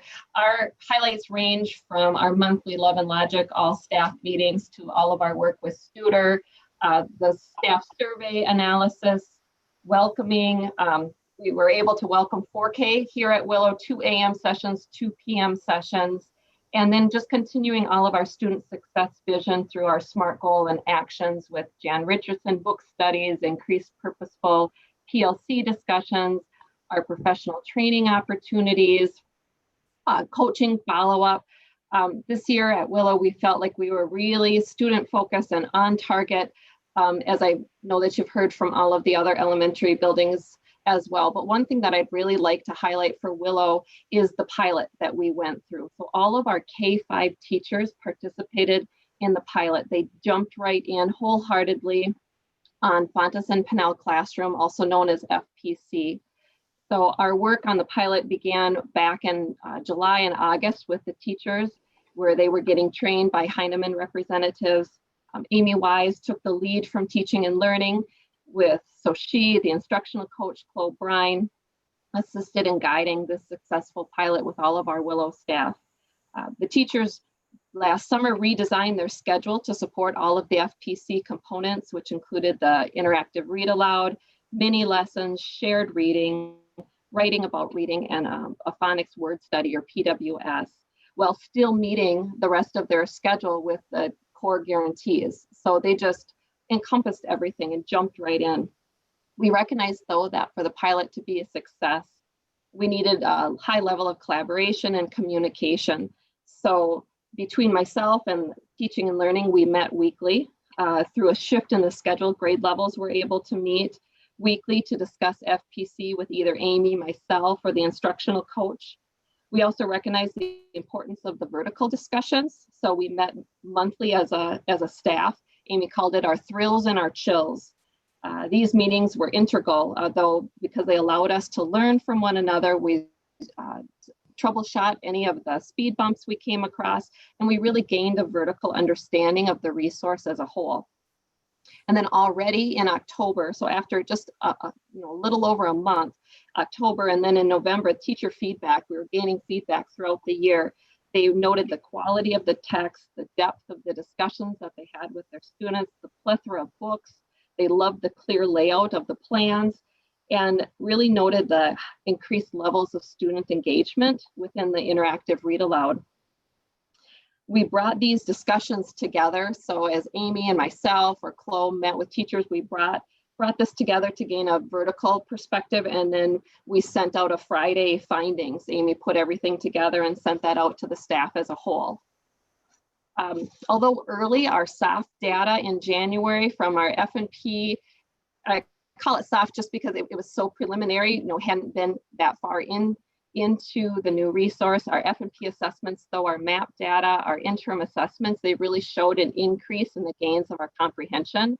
We're really looking forward, we were actually as a staff looking forward to our spring data and bringing everything together. But unfortunately, that wasn't the case with COVID. So we're looking forward to really looking at how our historic data compares to our future data. By the end of January and the beginning of February, we brought Heinemann representatives back and had further discussions with Willow staff. We also then began to bring district ELA representatives together to ask questions of the Willow staff. When I reached out and asked which staff members would like to represent Willow at any of the district meetings, every single one of our staff members volunteered. They were so eager to share their insight and really take a lead with the district.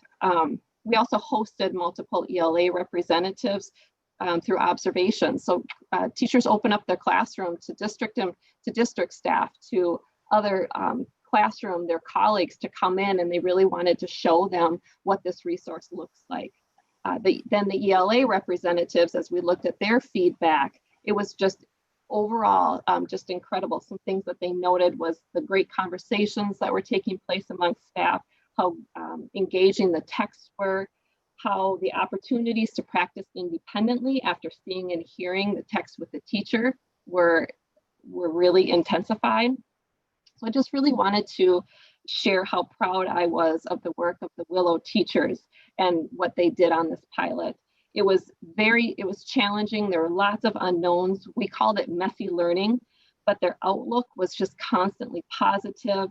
They had such deep reflection, and they just had a high level of willingness to learn something new at the same level of doing the love and logic and working on the Jan Richardson. This was an additional layer, and I couldn't have asked for them to look at it with a better outlook. They were able to provide the in-depth reflection that assisted our district ELA committee in teaching and learning and making an informed decision on our resource. So I just really wanted to share some of the backstory of what was taking place at Willow throughout this past year with the new resource. So thanks for giving me the opportunity. Excellent. Thank you for your report on your strategies and actions. Do we have anybody with specific questions for Willow River or Kim, or comments?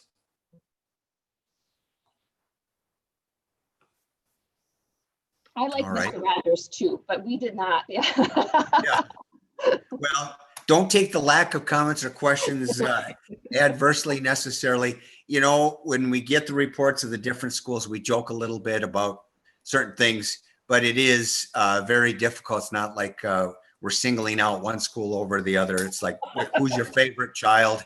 I mean, my kids have attended, I think, Willow River and North Hudson, but have had access to the other schools and everything. So it's great to see, though, in your report, Kim, the repeated use of the word collaborative or collaboration. And that's reflecting on, you know, our mission as a school district to, you know, make collaborative action, you know, model that for our students. So thank you.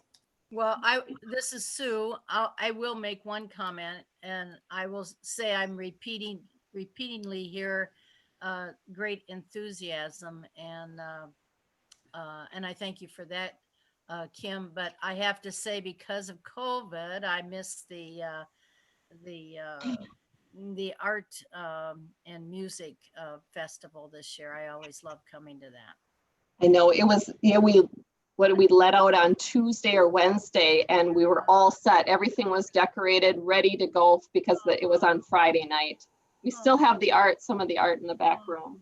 But Lindsay and Andy both did a virtual one, and the kids jumped right in. It was a very close second, but you know, we really miss not bringing everybody into the building. It is fun. We'll do it again. Yeah, let us know when that will be. And I think I missed the 100th anniversary. We should almost make it an annual thing in celebration of our oldest building in the district. But okay, yes. Just one final comment. You know, Kim, I appreciate you spending time talking about the teacher's experience with the FPC. I mean, as much as that quantitative data is important, and it's too bad we don't have it, I think, I mean, there's also great value in hearing teachers experience seeing kids excel in a short period of time because of what they're doing. And so I appreciate you going into depth on that. I think, you know, again, as much as we need the quantitative data, to not forget that the qualitative data, the stories that come from the teachers of how they see kids light up when something that we're trying from an instructional perspective works, it's really important to hear those stories too. So thanks for spending some time on that. Thanks, Heather. All right. Anyone else? Okay, we'll move along to my personal favorite, the one I know least about and have the most to learn is instructional technology services. So Jen, I will give you that mantle. You get to take the floor, and you have the mantle of teaching me the most, between you and Dave Grambo, of course, but I've learned the most under your head of this department. Well, thank you. Thank you. It is really exciting to be at the place that we are now and get to share with all of you. I started with our technology during COVID-19 because, to be honest, when I started writing, I couldn't figure out what we did before COVID-19. There was just so much that happened right up to the closure, during, and then after that. It was really hard to just wrap my head around it. So, and it's something that we're particularly proud of.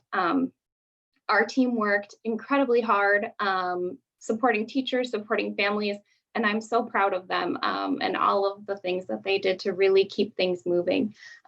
So one thing that was really interesting is that we surveyed all of our families right before the closure. So about 2.5 weeks before we closed, we surveyed every family to find out about their device access, internet access. We had 99% of our families report to us about what the home learning environment looked like for them. We were able to quickly get devices ready, ordered whatever we needed, and get hotspots so that then we can support, or we could support our learners as they learned at a distance. Fortunately, we were able to get all of that equipment before you couldn't get it anymore. Just like hand sanitizer and Clorox wipes, technology is no different. Everybody wants a webcam and a Chromebook and hotspots. So we luckily got a lead on that and were able to provide those. We also created a help desk for our families and staff during the closure, and we responded to over 1,200 individual tickets during the time of closure. So we have a reasonably small team if you compare us to like private industry, but they really did a great job calling families, calling teachers, getting students whatever they needed when they needed it. We arranged for drive-through pickups to exchange devices. We were really proud of that work. And in addition to all of that, we also supported professional learning that was ongoing during the time of closure. So we typically don't do standalone technology training. We really like to keep things embedded within curriculum, but we had a lot of technology training during the closure. And I think that that'll just continue as we continue to increase what technology looks like in the schools.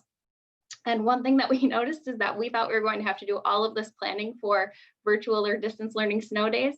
And I really don't think that's going to be a big concern for us moving forward. So that is definitely one of our highlights.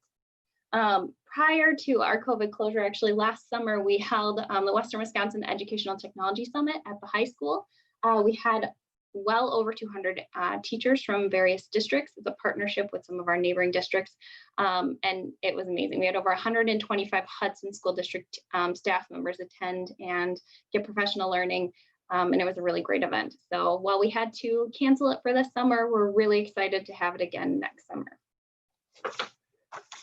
And then as far as what we're finding is that technology is embedded in pretty much everything that we do across the district. So we focused on a lot of different interdepartmental collaboration projects. So supporting the Skyward True Time process, supporting Jim on the Akita Box transition with the work order system. We're currently in transition with our nutrition services software. So hopefully next summer we'll get to update you on the completion of that project, as well as our fee management solution. We're supporting that. And then also our mass communication, so that then long-term we can really streamline how we can communicate with families and staff members all the way down to some of our smallest factors, including bus routes. So really exciting projects that we've worked on.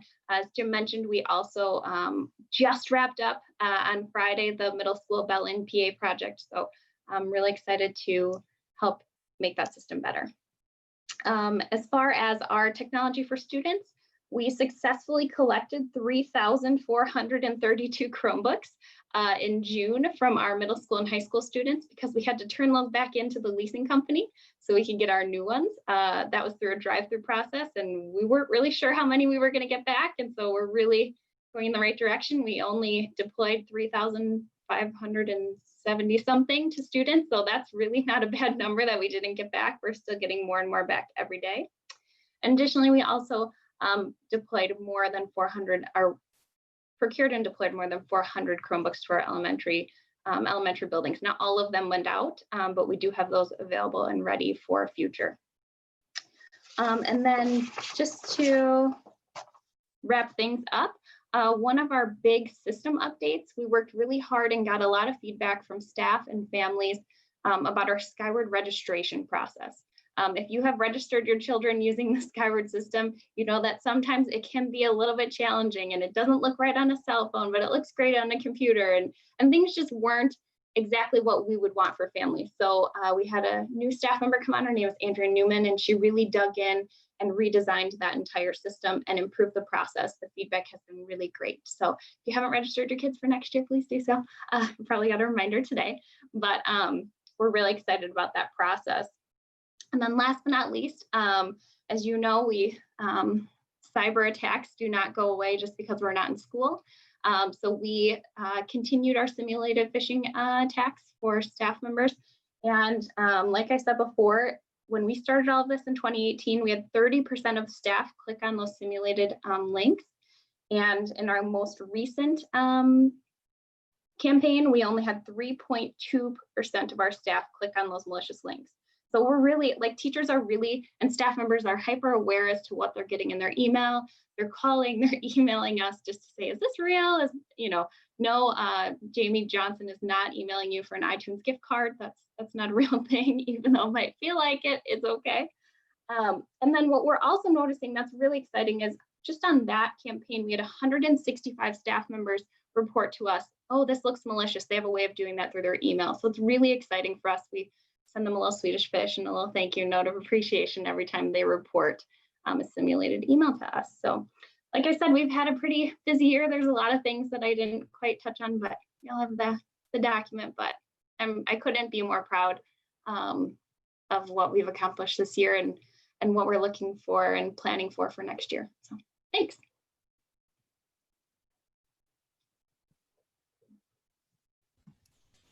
Sue here, can you hear me? Mm-hmm. Okay. I just want to congratulate you again on being the vanguard, leading the way along with teaching and learning when the COVID hit, and the realities that we didn't know existed were starting to come at us like a giant wave. But you were up and running, and I think families were impressed with that sort of about-face effort that had to be made for their kids not being in the classroom and learning from home. So thank you very much, Jen. Thank you. Yeah, very, very well done. And, you know, even to think you've taken Jamie from where he was at before to where he is today. I mean, it's equally remarkable. I was muted there. I was laughing, bro. So yeah. Very, very good job though on getting our kids positioned, our teachers, really incredible. Thank you very much. Thank you. And we're excited to keep, you know, especially the connectivity for our students. Like, we're going to keep those hotspots moving forward and deploy them to our middle school and high school students pretty much right away in the fall. So then they can stay connected throughout the school year. And then as we need to deploy those out to some of our elementary families, we'll continue to do that as well. I was wondering if you know what goes on in other school districts from other ITS department heads, and whether anyone else, we must lead the state in our school board president requesting people go pick up iTunes gift cards for them. There's a badge, there's a merit badge for that. So when we have it, you know, I think that JV Johnson usually tops the list, but you know, it's an unofficial badge. Right. Well, that whole malicious thing, though, seriously, that's really important. And that shows real progress when you go from nearly a third of the staff clicking on those links to now, 97% recognizing and not doing it. So that's great. I can't believe any other district out there has a Jamie Johnson type character. I think that's no comment. No comment. All right, Jen, thank you for your report. Great report. And again, I'm going to move on to finance and operations and call that one my favorite report because I love numbers so much. But as you can tell, this is just purely sarcastic and humorous filler as the next person takes the. Is this going to be Mark Cumlin, I assume? This will be myself and Mark both doing this one, Okay, Jamie. both. All right. Yeah. Last time I think you delegated the whole thing, Tim, but you're the boss, so you take it away. He wants double the time. All right. That way, if they both talk. We're trying to maintain our record here. All right, get ready. I think like everybody else has been talking about, there's all the numerous challenges with COVID, and it kind of really rules the day with everything we do. And Mark will be talking about some of those things, and then I'll follow up with a few short things as we go through it. But one of the bigger things when COVID first hit was, fees and all the things that parents have paid for students, and how do we get those things back to families? How do we get them out quickly and accurately? And so you can see as that fourth sub bullet, the first bullet, we issued over 3,000 refunds and totaled over about $400,000. And it took a really coordinated effort. And so I just want to thank building principals, the office staff of those buildings, my financial services staff. Everybody really dug in. We wanted to make sure we had a lot of consistency in how those refunds were issued. It was a massive undertaking. It's not something that school districts are necessarily set up to do, to issue refunds such as Target does. It's kind of one of their normal operating courses, but with school districts, really not at all. So it really worked out well. And so I'll turn it over to Mark to go through a few more items, and I'll wrap it up. Yeah, perfect. And just to I think I'm just going to continue that thought on the COVID and what we experienced there in our department.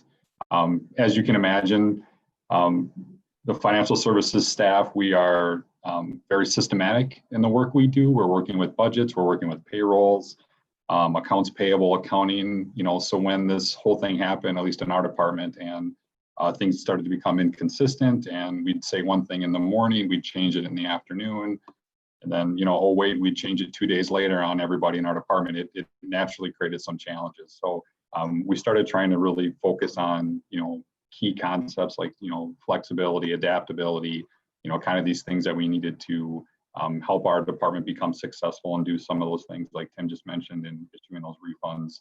Some of those tasks were pretty amazing when you think of, some of the work that our accounts payable department had to do as far as setting up vendors and getting people paid. So a lot of that stuff was quite a bit of work. And just kind of proud of how they all stepped up and rose to that challenge. One of the other things that we had run into as we just started, which I think a lot of you know or had heard about, was our new time management system. And we not even through a year into that yet, and then now had to kind of figure out midstream, how do we continue to operate that system? How do we, ensure we get timesheets through, ensure we continue to run payroll throughout the school closure, set up an additional system to help track the hours that people are working during the closure. So it kind of became another very labor intensive process for our office staff that normally isn't there because it was all kind of following on our shoulders. So just again, proud of the work that they were doing in that area. Some of the other things that we had started on, like some of these GASB statements and different things that we were going to change in our accounting department, kind of got delayed a little bit. So, even though we did a lot of the prep work, that stuff is just going to continue now in the next year. And just overall, very fortunate to work with such strong staff and a strong team in our office. Just proud of the effort they were able to put forth during this time, and continue to. For us in the summer, it's busy with year end and getting prepared for our audit and what that's going to look like as well. So just proud of the work they're doing and the work that they continue to do. And that's all I got. Tim, I'll turn it back to you. All right, thank you. Just hitting on a couple of other points. We, as you know, we had the health insurance work group, which comprised a number of different employees to really look at health insurance for 2021. And that group worked really well together. Everybody got educated on how our self-funded plan works.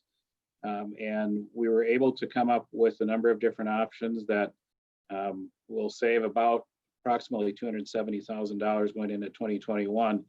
And the important piece of that too is while keeping the benefits intact, and no premium increase for 2020.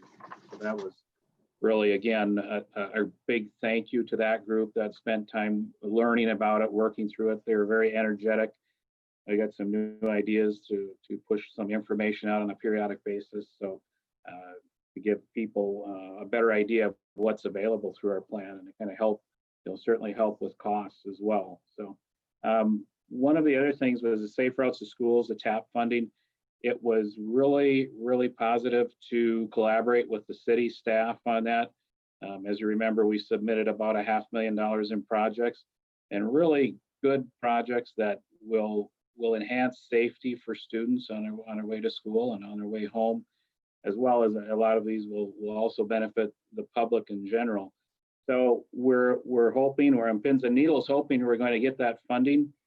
We're scheduled to know more about, or know if we got the funding in August. And we made it through 2 of the hurdles so far. So hopefully that gives us a good chance of getting that funding. But it was, again, the collaboration with the city. It's always great to be able to collaborate with your government partners on things. And then the swimming pool, again, that was a challenging time to really determine what the causes were of some of those swimmer discomforts. And I think we worked together with various groups to get a good solution in place that works. And that was very important. And then finally, as Jim mentioned, we continue to work on final closeouts of the building. It's a very long process, as you might imagine. And we had some high school drainage problems on the east side of the high school that had originally caused some damage. And we spent a lot of time, Jim and I spent a lot of time working, talking to contractors, talking to professional service firms to come together and each share in the solution. And sharing in the solution was providing the expertise and the ideas, and also providing the dollars necessary to get it done, because that wasn't something the school district was accepting to just move forward and pay for the whole thing. So again, that worked out very well. I want to thank those folks involved. So that's it.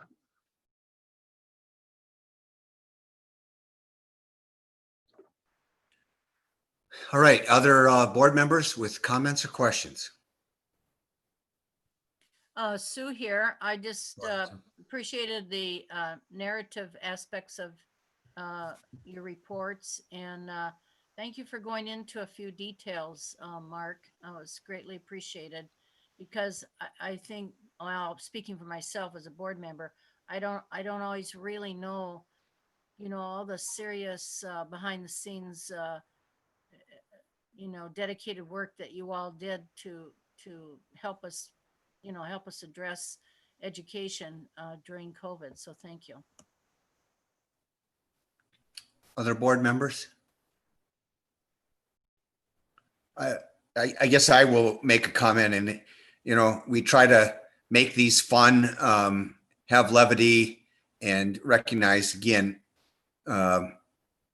what I have appreciated in hearing these reports both last month and now through this, not to put pressure on the fact that we got 2 more reports yet, but it just struck me as you were given the report, just how awesome our district is. And if I've dislocated my shoulder and patting us on our back, I don't care, because I think we deserve it. And you guys in finance, it's really important. I mean, there's the folks on the ground with the teaching and learning, and then there's the constant never ending upgrades and technology that's needed. We have so many moving parts. It just goes to show, I mean, we just have an outstanding team, and really appreciate the work you guys do. You give us lots to be proud of. But this one is, like Sue said, one of those true behind the scenes things, because you interface with everybody who's given a report so far. I mean, whether it's human resources and facilities and technology. But this is the area that we have to gain the greatest credibility with the district, because we forget, we get into the minutia of the learning and the teaching and all that, but then realize that nearly 70% of the people in our school district don't know what goes on in any of our buildings, in any of our programs. And the only contact they have with our district is that tax bill that they get, every year. And so I know that there's some who talk about the fact that we shouldn't wear it as a badge of honor, the underlevy and all that stuff. Well, the underlevy is not as big as it once was, because we had to do some things with our buildings. We still have more to do with our buildings. But you guys just do an outstanding job in building that credibility, making it easier for us and the board. And, that's one of the things this district has turned around, is the community relations we have. And again, there's others who get kudos for that, because it's communication, keeping the community informed and everything. But I will put us up against any district in the state for bang for the buck, as far as performance of our student, our staff, and, and what we can report to taxpayers. I think everyone in the Hudson School District should be proud of what we're producing. And every report we've got tonight just confirms that. So thank you. If anyone else has anything else for finance, otherwise we'll move on to nutrition. Another one of my personal favorites, because I like nutrition any time of the day. So with that, we'll turn it over to Judy. Thanks for having me. I'm not sure if the volume's good or not. It's great. Okay, thank you. I am starting at the end of the year, and I'm starting with what we broke down for COVID feeding, meeting our student needs by providing the grab and go individual meals. They ended up becoming take and heat meals. So our first thought was we were going to do just cold meals, and we're going to just have one team. And we quickly realized that if anything would happen with that one team, because we had everybody in the high school location where our main office is, we would then be kind of shut down.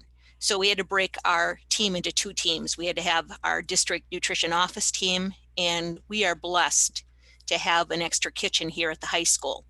So we moved everybody into the Elements kitchen, and they actually packed out the individual meals in the Elements kitchen. So if anything would happen, we could keep the operation running and have two separate teams going. So we ended up having 3 employees working on the office team, I called it, doing bulk family meals. And then the rest of the team was making the individual meals that went home for the people that came up for drive-up service, so to say. So they would get individual meals for their families. And in the beginning, they came every day.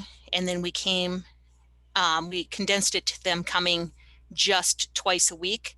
And that seemed to work out better. And how we knew that this was working better was we would ask the families, okay, is it too much for you to come every day? And we would interact with them as they would come up to our tables. And what was really neat was we did a survey, and when they would sign up, they would ask us different things. Like some people needed deliveries. If you want to move forward on the slide, we ended up having 2 volunteers start delivering for us.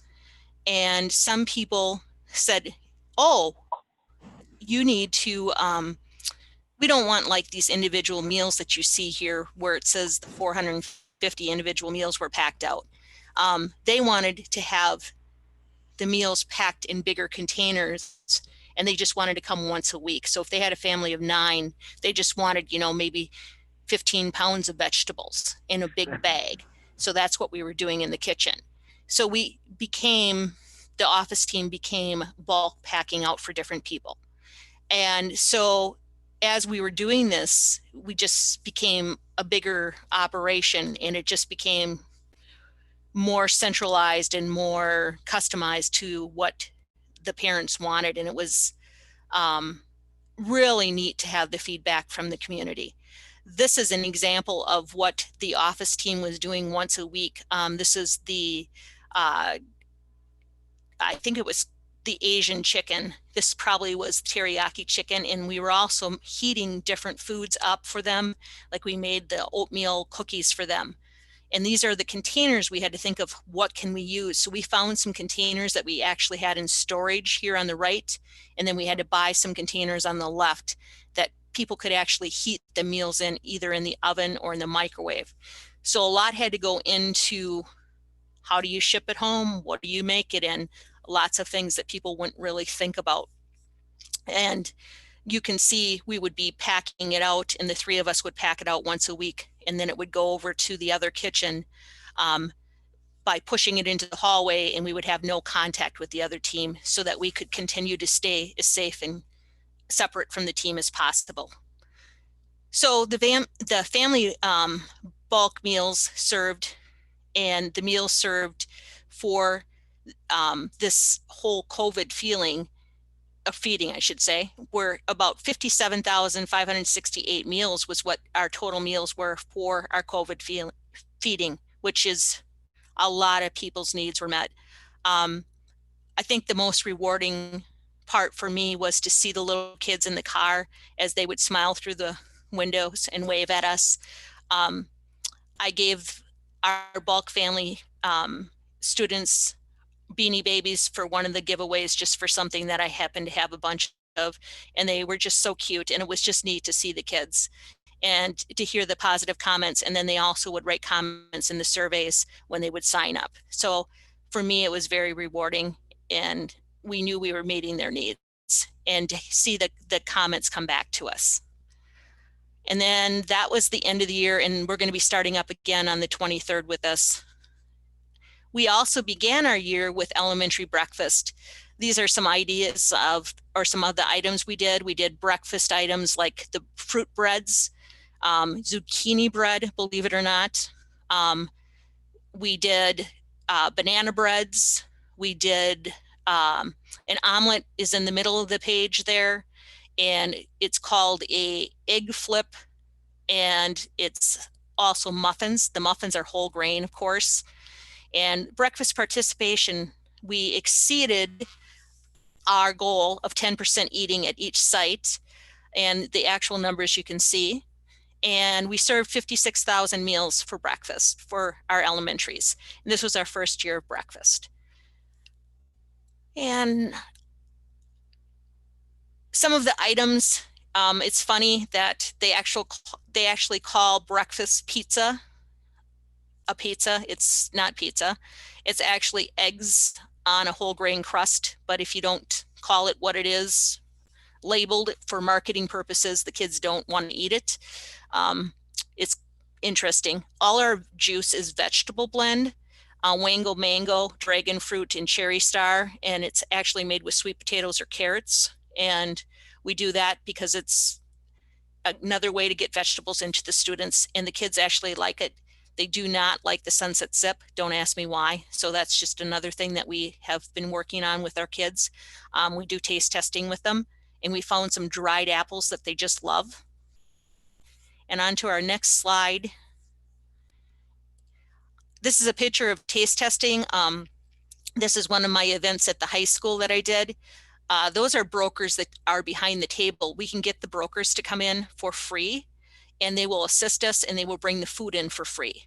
And I have them come in, and they will help us with the kids, and then the kids will vote in the buckets that you see.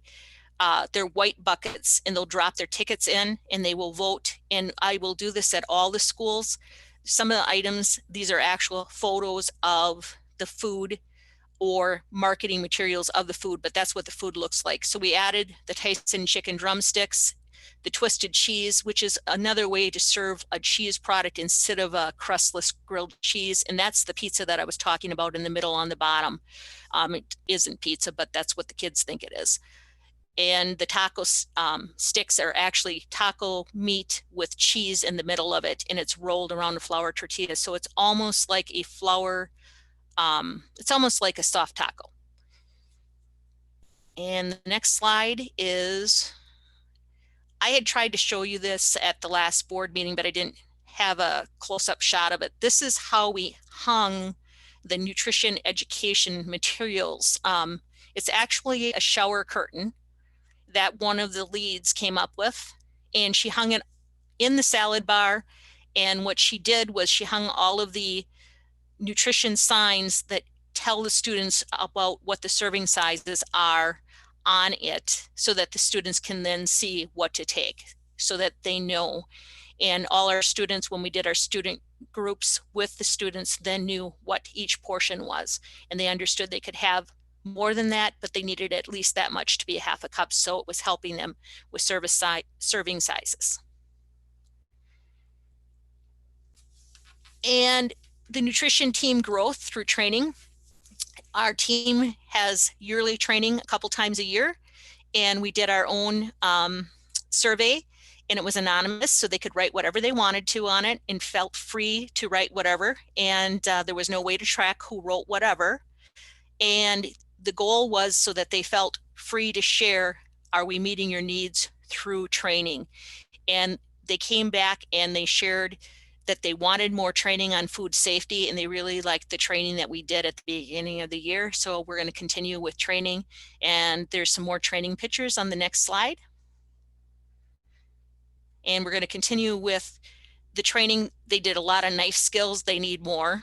And we had some chefs come in, and we did customer service training, and we did cooking tips training, food safety training. And I think there's another slide.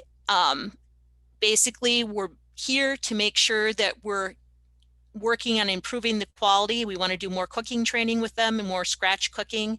And I want to thank you for allowing me the time to share some of our accomplishments that we've been able to do so far this year. It's been an interesting year, and we've had some challenges this year that we were excited to meet. And we really were happy that we were able to provide some meals for the students in a different way. Judy, thank you for the report.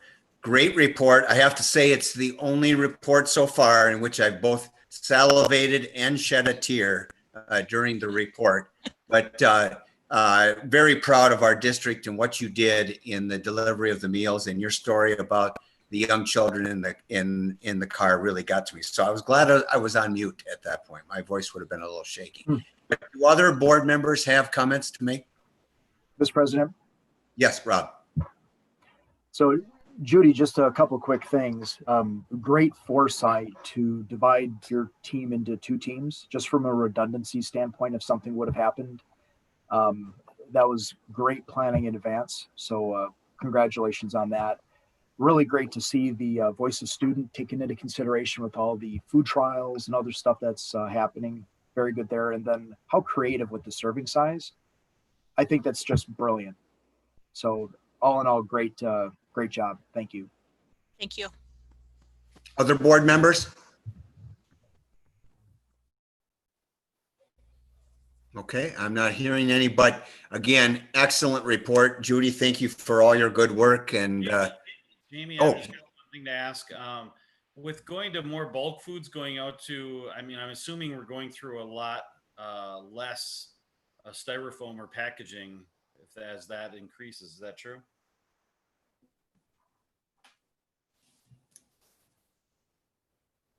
Judy, did you hear his question? As we packed out this summer, we had to use a lot of containers this summer to pack out. But during the school year, we did not use a lot of containers. I think that was your question. So did it kind of even out, I guess is what Bob's asking, or? Yeah, my question is, I see so much, whether it's takeout from local restaurants or whatever, just the amount of packaging for individual meals that go out to, the people you're talking. If you're giving them bulk foods, I'm assuming we're using a lot less of those recyclable and waste products, correct? Right. When we did the bulk families, and that's what I think the bulk families really, really liked, was we could put everything in a bigger container. And like we used the big metal container for the bigger families, and especially our families, we had families of 5 and 9, a lot of the bigger families. So we used one big bulk container to put things into instead of having to do anything individual. That's what they really liked. So for us, that was the saving grace for them. But the other ones, we had to do the individuals. Thank you. All right, very good. Anyone else? All right, thank you, Judy, for your report. Next and last but not least is transportation. And Steve, if you want to take us through the highlights. And I figured that after the third week of March, you just pretty much put your feet up, right? Absolutely. You are absolutely correct, Jamie. I kind of thought the word transportation might bring a tear to everybody's eye, actually. So we made it. I will say, I want to jump all the way down to my bottom bullet on the 2019-2020. Complaints are down, especially in April, May, and June this year. Right. Enough said. Yeah. No, the year went great. I'm going to start out with the highlights, and then I'll get to what we're talking about, what it might be looking like coming into the year, and what we're doing to prepare for our current reality. So with very few mistakes and 0 missed routes, which is a huge thing to hang your hat on. My kids don't attend the Hudson School District. They're actually in Stillwater, and missed routes can be a common thing over here. So the biggest thing, we did 256 runs on a weekly basis in Hudson, and we never missed one. We did, you can see the breakdown of routes, but I want to kind of focus on the sub bullets. We met a requirement of less than 2 hours on a bus each day for all students, including the private schools, who we actually pick up first, head to Willow, and then head home. We had no pickup time earlier than 6:23. We drop off at the high school at 7:08 is when our window starts. So to be able to do what we do with the amount of routes we run is pretty amazing. We had no drop off for elementary later than 4:51, depending on the weather.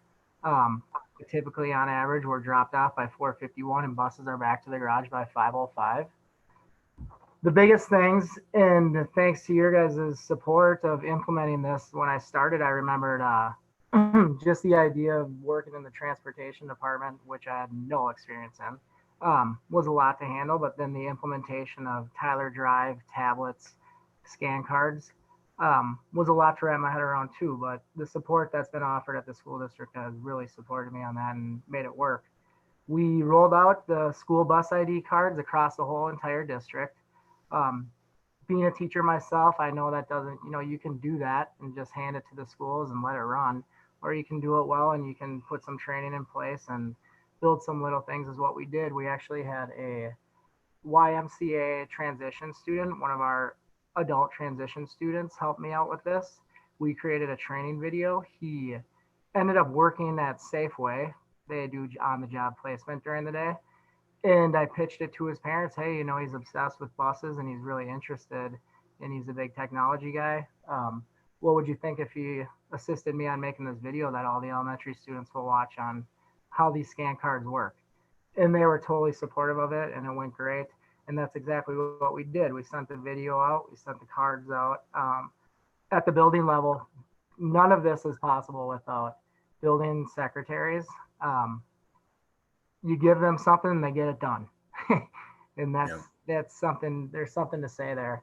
So they were a huge help on the distribution of cards and kind of keeping up with who needs new cards. That's a learning process. So that was great. What the cards did for us this year, it gave us an up to the minute record of when and where students sign on and off the bus.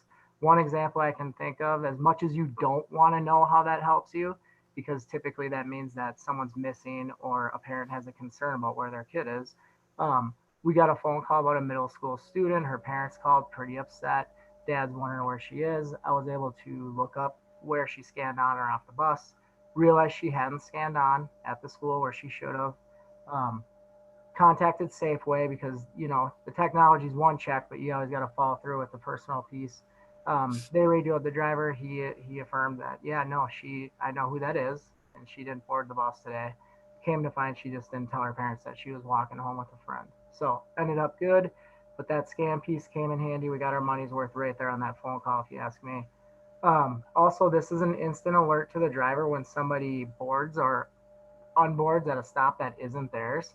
So at the elementary level where this is big, we do have a transient population in certain areas in Hudson, and kids are moving a lot and they get new buses and they're 5 years old and it's a lot to handle for them. When they scan on that bus, if they're not on the correct bus, it gives the driver an alert, kind of I don't know, it's a buzz that you know is not a good buzz, but it also shows that driver which bus that student should be on. So that's a piece we never had. We relied on parents letting their kids know, students having the tags on their bags, and this has really, limited a lot of room for error with as far as where kids get on and off the bus as their correct stop. On the other hand, at middle school, that buzz can cause some tension between a driver and a kid when they get on or off, but those are things that we just deal with on a daily basis. It also gives us a record of our ridership numbers, which has helped us make those phone calls when kids aren't riding in 20 days, try to keep our routes efficient, allow me to adjust them when we can. But I've never removed a student without a phone call. So we also, a big piece of the scan card is we successfully wrote out the Traverser Ride 360, which is the parent portal piece of this whole Tyler technology implementation. Parents have always had to rely on, at one point, I think Skyward informed them of their bus details. And then it was just the mailer that we sent out. Well, now you have an app on your phone. As long as you're a registered user, which I think we currently have 1,223 registered users. Now that's families, so obviously they have multiple kids. So I would say the majority of our families are signed up with Ride 360. When I make a change on their students' busing, that change is updated within 15 seconds on that app. That app also gives their bus stop locations and times, their ridership schedules, such as days of the week, if they're riding moms or dads, which is big for drivers to see also, an estimated time of arrival, and then real-time visual of a bus en route. So if I get a call from Safeway, hey, Steve, this bus is supposed to be, they're lost, I can just pull up all the buses on the screen, see where they're at, and try to navigate them back to the correct route. So I had already touched on that. Complaints are down. When I came into this job, I made the mistake of diving into the previous emails, which I should have just avoided all that altogether. But I can honestly say the complaints I'm getting are, it's that 10%, which I know at school, you're shooting for that 80%, and then the 20 you're working with. I feel like we got it down to 10%. When I do get a complaint, it's usually followed up with, I know you guys are doing your best to make this work, but we just want a little more for our kid, which I get. I have 3 kids of my own. Okay, so the big thing, that's all great. There's definitely room to improve in the transportation department as I learn more. I'm making those adjustments, learning more about the software we use and what it can do for us. The support that I've received there on the Tyler technology end has been awesome. I mean, I've requested to be able to load, because we do transfer buses, I'd love to be able to say, only unload high school students here, only unload middle. And within a month, they've made that happen for us. So that's been great. Looking forward. So a lot of collaboration with Safeway this summer. Last summer, it was more on basically my job of the routing and things we've done in the past that have worked and didn't work. I feel like I've kind of got a handle on that to the point where I feel confident in my ability to be ready and by August 3rd for drivers to drive their routes. But now we have this new current reality. So We are implementing signs on buses addressing symptoms and ridership eligibility, which mimic and reflect that of which would be seen on the school door as you show up for school. It's no different than that there. We have all of our drivers wearing masks. We've adjusted bell times, which thank you to the school admin for making that happen, because that's a big deal. It'll allow us that extra 3 to 5 minutes to clean the buses in between each and every run. We're looking into options for assigned seating. I know Dr. Roulette touched on that a little bit, possibly families sitting with families, which makes sense. Stops, your stop sits, you load from the back, things like that. That's kind of my next hurdle once we get everybody on the bus and we can send this out. Possibly a couple routes in order to lower the high load count routes. My first remedy for that is to look at low load count routes. Is there a way they can swing through? Typically our high load counts are like the EP Rock neighborhood and Willow neighborhood for middle school, and then kind of Red Cedar Canyon, Coach Light for middle school. Also middle school is the big ridership. So looking at, can we accommodate with another bus there? Obviously shooting for efficiency, knowing the end goal of safety, maybe we need to add another route. That's things we're talking about. Safeway has implemented their own driver check-in process, because we can do everything we can do on our end, but we need to ensure that our contractors are also supportive of this, which they have totally been on board. They went ahead and made 4 masks for each of their drivers to take home. Drivers will punch in at the door. They'll report directly to their bus. No gathering in the lounge. They've installed sanitizers at each door. They're doing temp checks, and they have a COVID-19 symptoms questionnaire that they ask their drivers each day. And then finally, we have those meetings, like Dr. Roulette said, where we talk about guiding principles for each of these little categories that need to be addressed. Transportation obviously is included in that. Our first meeting, we're talking about, the big question, should kids wear masks? And we all said, just like we've been saying all night, it's a fluid situation. Why not highly encourage it? And we can't really predict what's going to happen, but as we move forward, we'll look back at it. And I want to speak up real quick and just recognize Steve and all of his awesome work this past year. Wonderful progress in a short period of time. And we are, I don't know if all the board members are aware, but we are running buses right now with ESY. And so that's one reason why some of these pieces had to be put into place at this time. We'll continue to reflect on the practices going into the beginning of the school year, but because we're actively running buses, some of this had to get up and running earlier than the other decisions. All right. Thank you, Andrea, for adding that, and I join in the kudos for the improvements and the reduction in complaints and missed routes are way down. There was no missed route, so perfection. Here we are saying we don't strive for or we don't expect perfection, but we achieve it, I guess.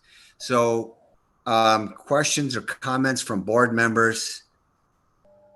Sue here. I'll just say, Steve, I'm sorry you had to be at the end of the list, and now you can go have an adult beverage.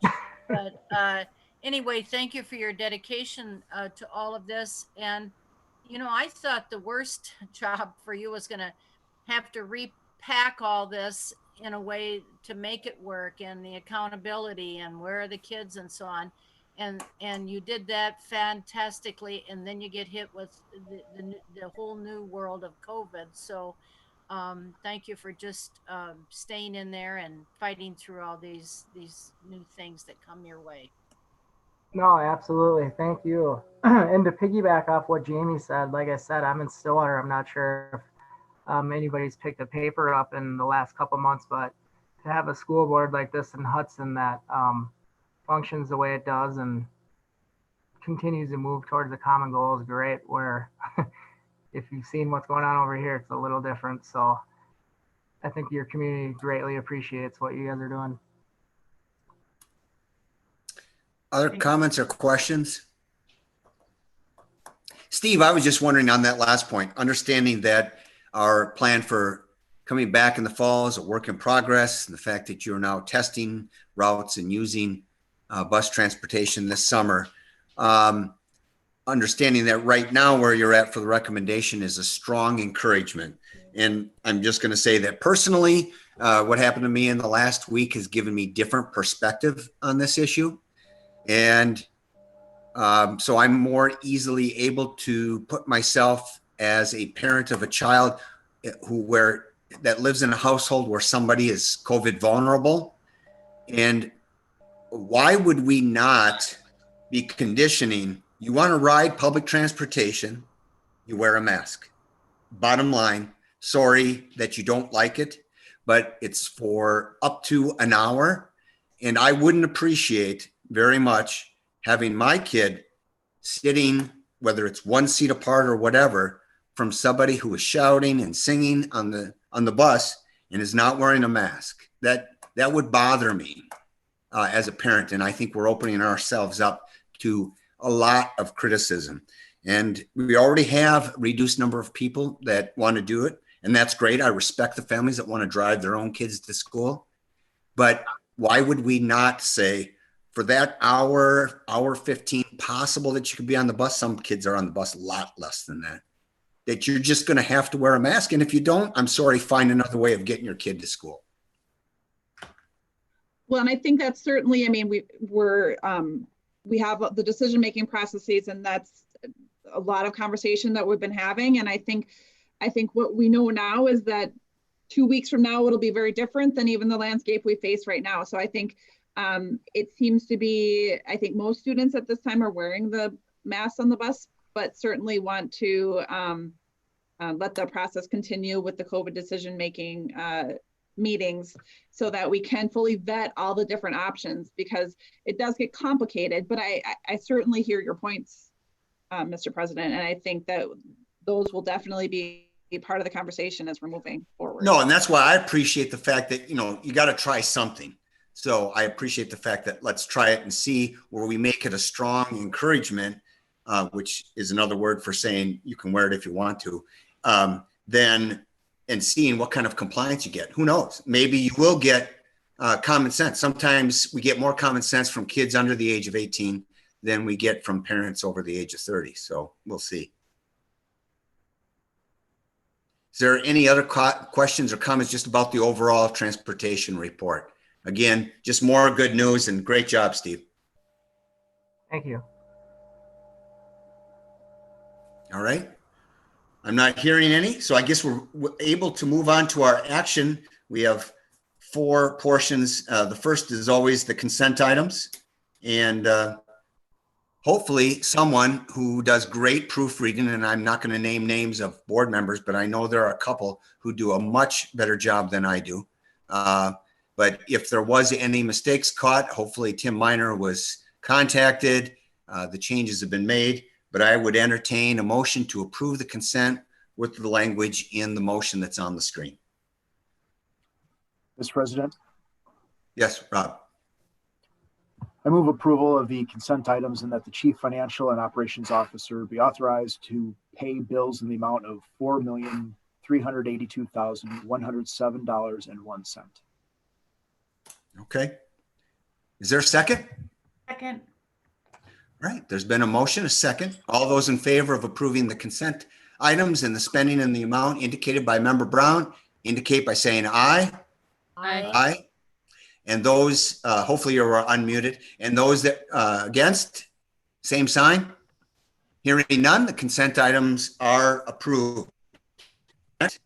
Now I gotta look at my agenda, and I guess it's academic standards. It's our annual time of year. I think this is a Dave Grambo item, but Nick, if you've got somebody else, Dave's nodding his head. And so that is the one report I was able to read, because it's always the first one I go to every July. So Dave? It is a fun one. I'm glad that you recognize that. So the academic standards, this notification is statutorily required. It's required both that we post them publicly, the academic standards that is, and that we have this as an agenda item at the first official board meeting of the school year. You can read the report, obviously, the details are in there, but I want to talk just a little bit about what the standards are and what they are not. And I get into that a little bit in the text, but I wanted to elaborate. So the standards are incredibly important. They allow us to align our work in teaching and learning. And the way that alignment plays out, it plays out both in the curriculum development process, the instructional strategy process, and the assessment process. And when we adopt the standards, we adopt them wholesale. We take all of the standards, adopt them, but the work doesn't end there. That's the very first part of the process. It's through the prioritization of the standards that happens with all of our curricular teams that we really make sense of the standards. Because when we prioritize them, we don't just say that one's important and that one's important. We do something called unpacking them, which really allows us to dig into the standard, find out what it's actually asking for students to know and be able to do. And then we develop the assessments around those standards. So although this seems like maybe a perfunctory sort of process in that the recommendation we almost always bring forward is to adopt the Wisconsin standards, there's a reason for that. One of the primary reasons, it gets back to the idea of assessment. By adopting the standards that are used throughout the state, it allows us to compare across districts, but more importantly, it allows us to make sure that our work is aligned to the ultimate measures that will be judged against. So whether that be through the forward exam or the Wisconsin, the various other Wisconsin assessments that allow us to make sure we're making progress consistently. The standards are continually revised. I listed the revisions that are coming up. You'll see in the January 2021, we got the early learning standards, and then 4 areas that will be up in the July version of the new standards that are intended to be rolled out. So that's the first thing I wanted to mention. Along with that, it's really important to understand that the standards aren't curriculum. Again, they're the starting point. Curriculum is developed with teachers. It's developed collaboratively. The standards just start that process and allow us essentially a guidepost or a target that we can continually aim toward. And I talked a little bit about aligning to the state standards. It's also very important for us to align our own standards that we adopt and our own assessments to those standards. So when we work through the process with curriculum teams, we're always continually going back to those standards and making sure that the assessments that we're creating are aligned to those standards and then ultimately aligned to those larger summative standards.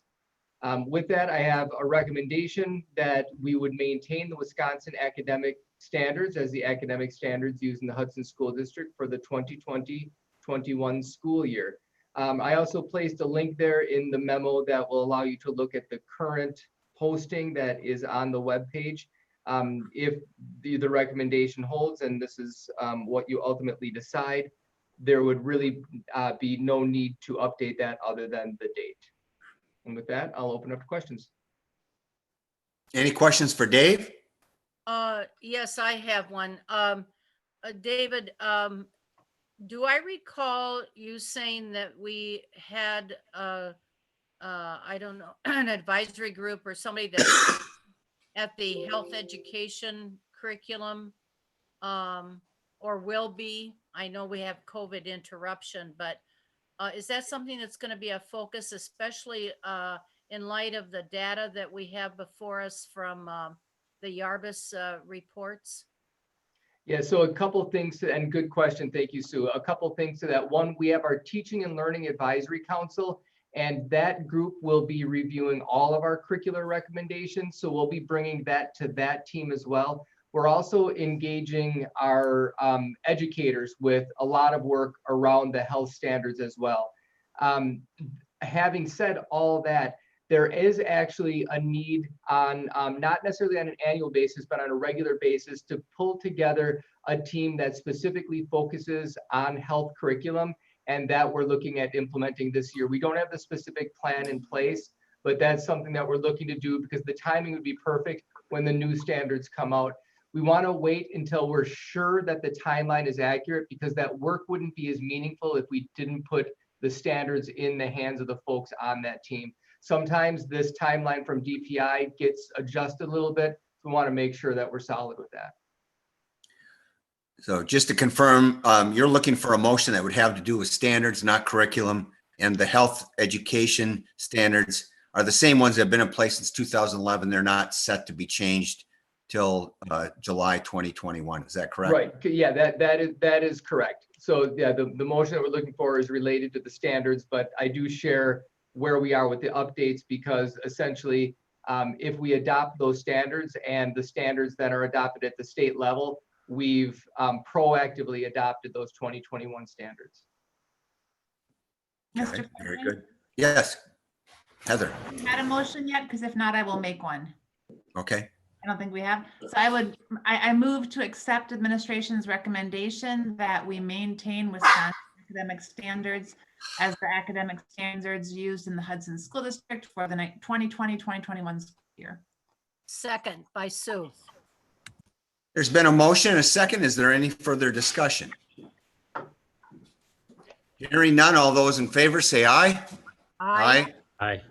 Those opposed say nay. The ayes have it, and we've adopted the standards. Thank you, Dave, for your report, your work on that. Very much appreciated that you keep us updated. So thank you. I appreciate it. Next up. I'll go ahead and take the handbooks, Jamie, since Aaron's not here. The handbooks have been the same handbooks that you guys reviewed at the work session. The administration's recommendation is that you approve the handbooks as attached. All right. Is there a motion? Jamie, Yes, Carrie. move that we approve the handbooks as presented.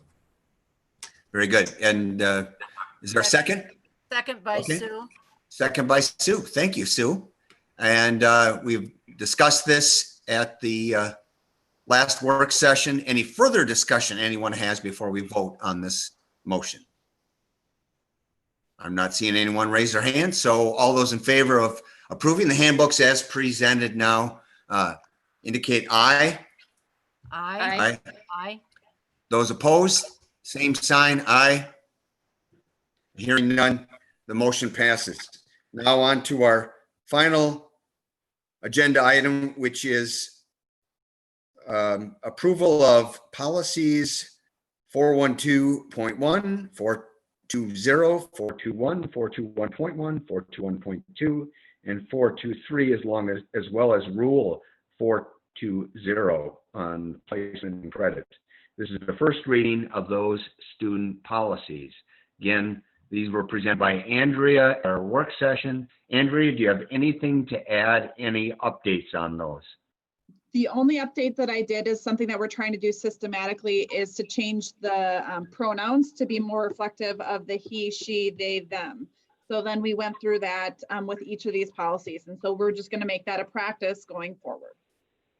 Thank you very much for that. Other than that, anyone have a question about any of these policies that relate to school admissions, entrance age, early entrance to kindergarten, admission to first grade, open enrollment, and definition of full-time student? I don't see any. All those in favor, then we did have a motion and a second. Is that correct? No, but I'll make the motion. All right, thank you, Rob. Rob's made the motion. Is there a second? Second. Okay. All right. I'll just rack that one up to having been up for 15 hours, worked a full day. And all right. All those in favor then say aye. Aye. Aye. Those opposed, motion passes. Is there a motion to adjourn? Move to adjourn. Motion by Bruce. Is there a second? Carrie, did I hear a second? Oh, Bob's got his hand up. I'll give the second to Bob. All right. Motion by Bruce, second by Bob. All those in favor of adjourning say aye. Aye. Aye. We got 4 there, so I won't ask for the no's. We are adjourned. And thank you, public, for viewing the meeting. Thank you very much, Nick and cabinet members, for all your preparatory work. Thank you. Thank you all. Have a good week. Great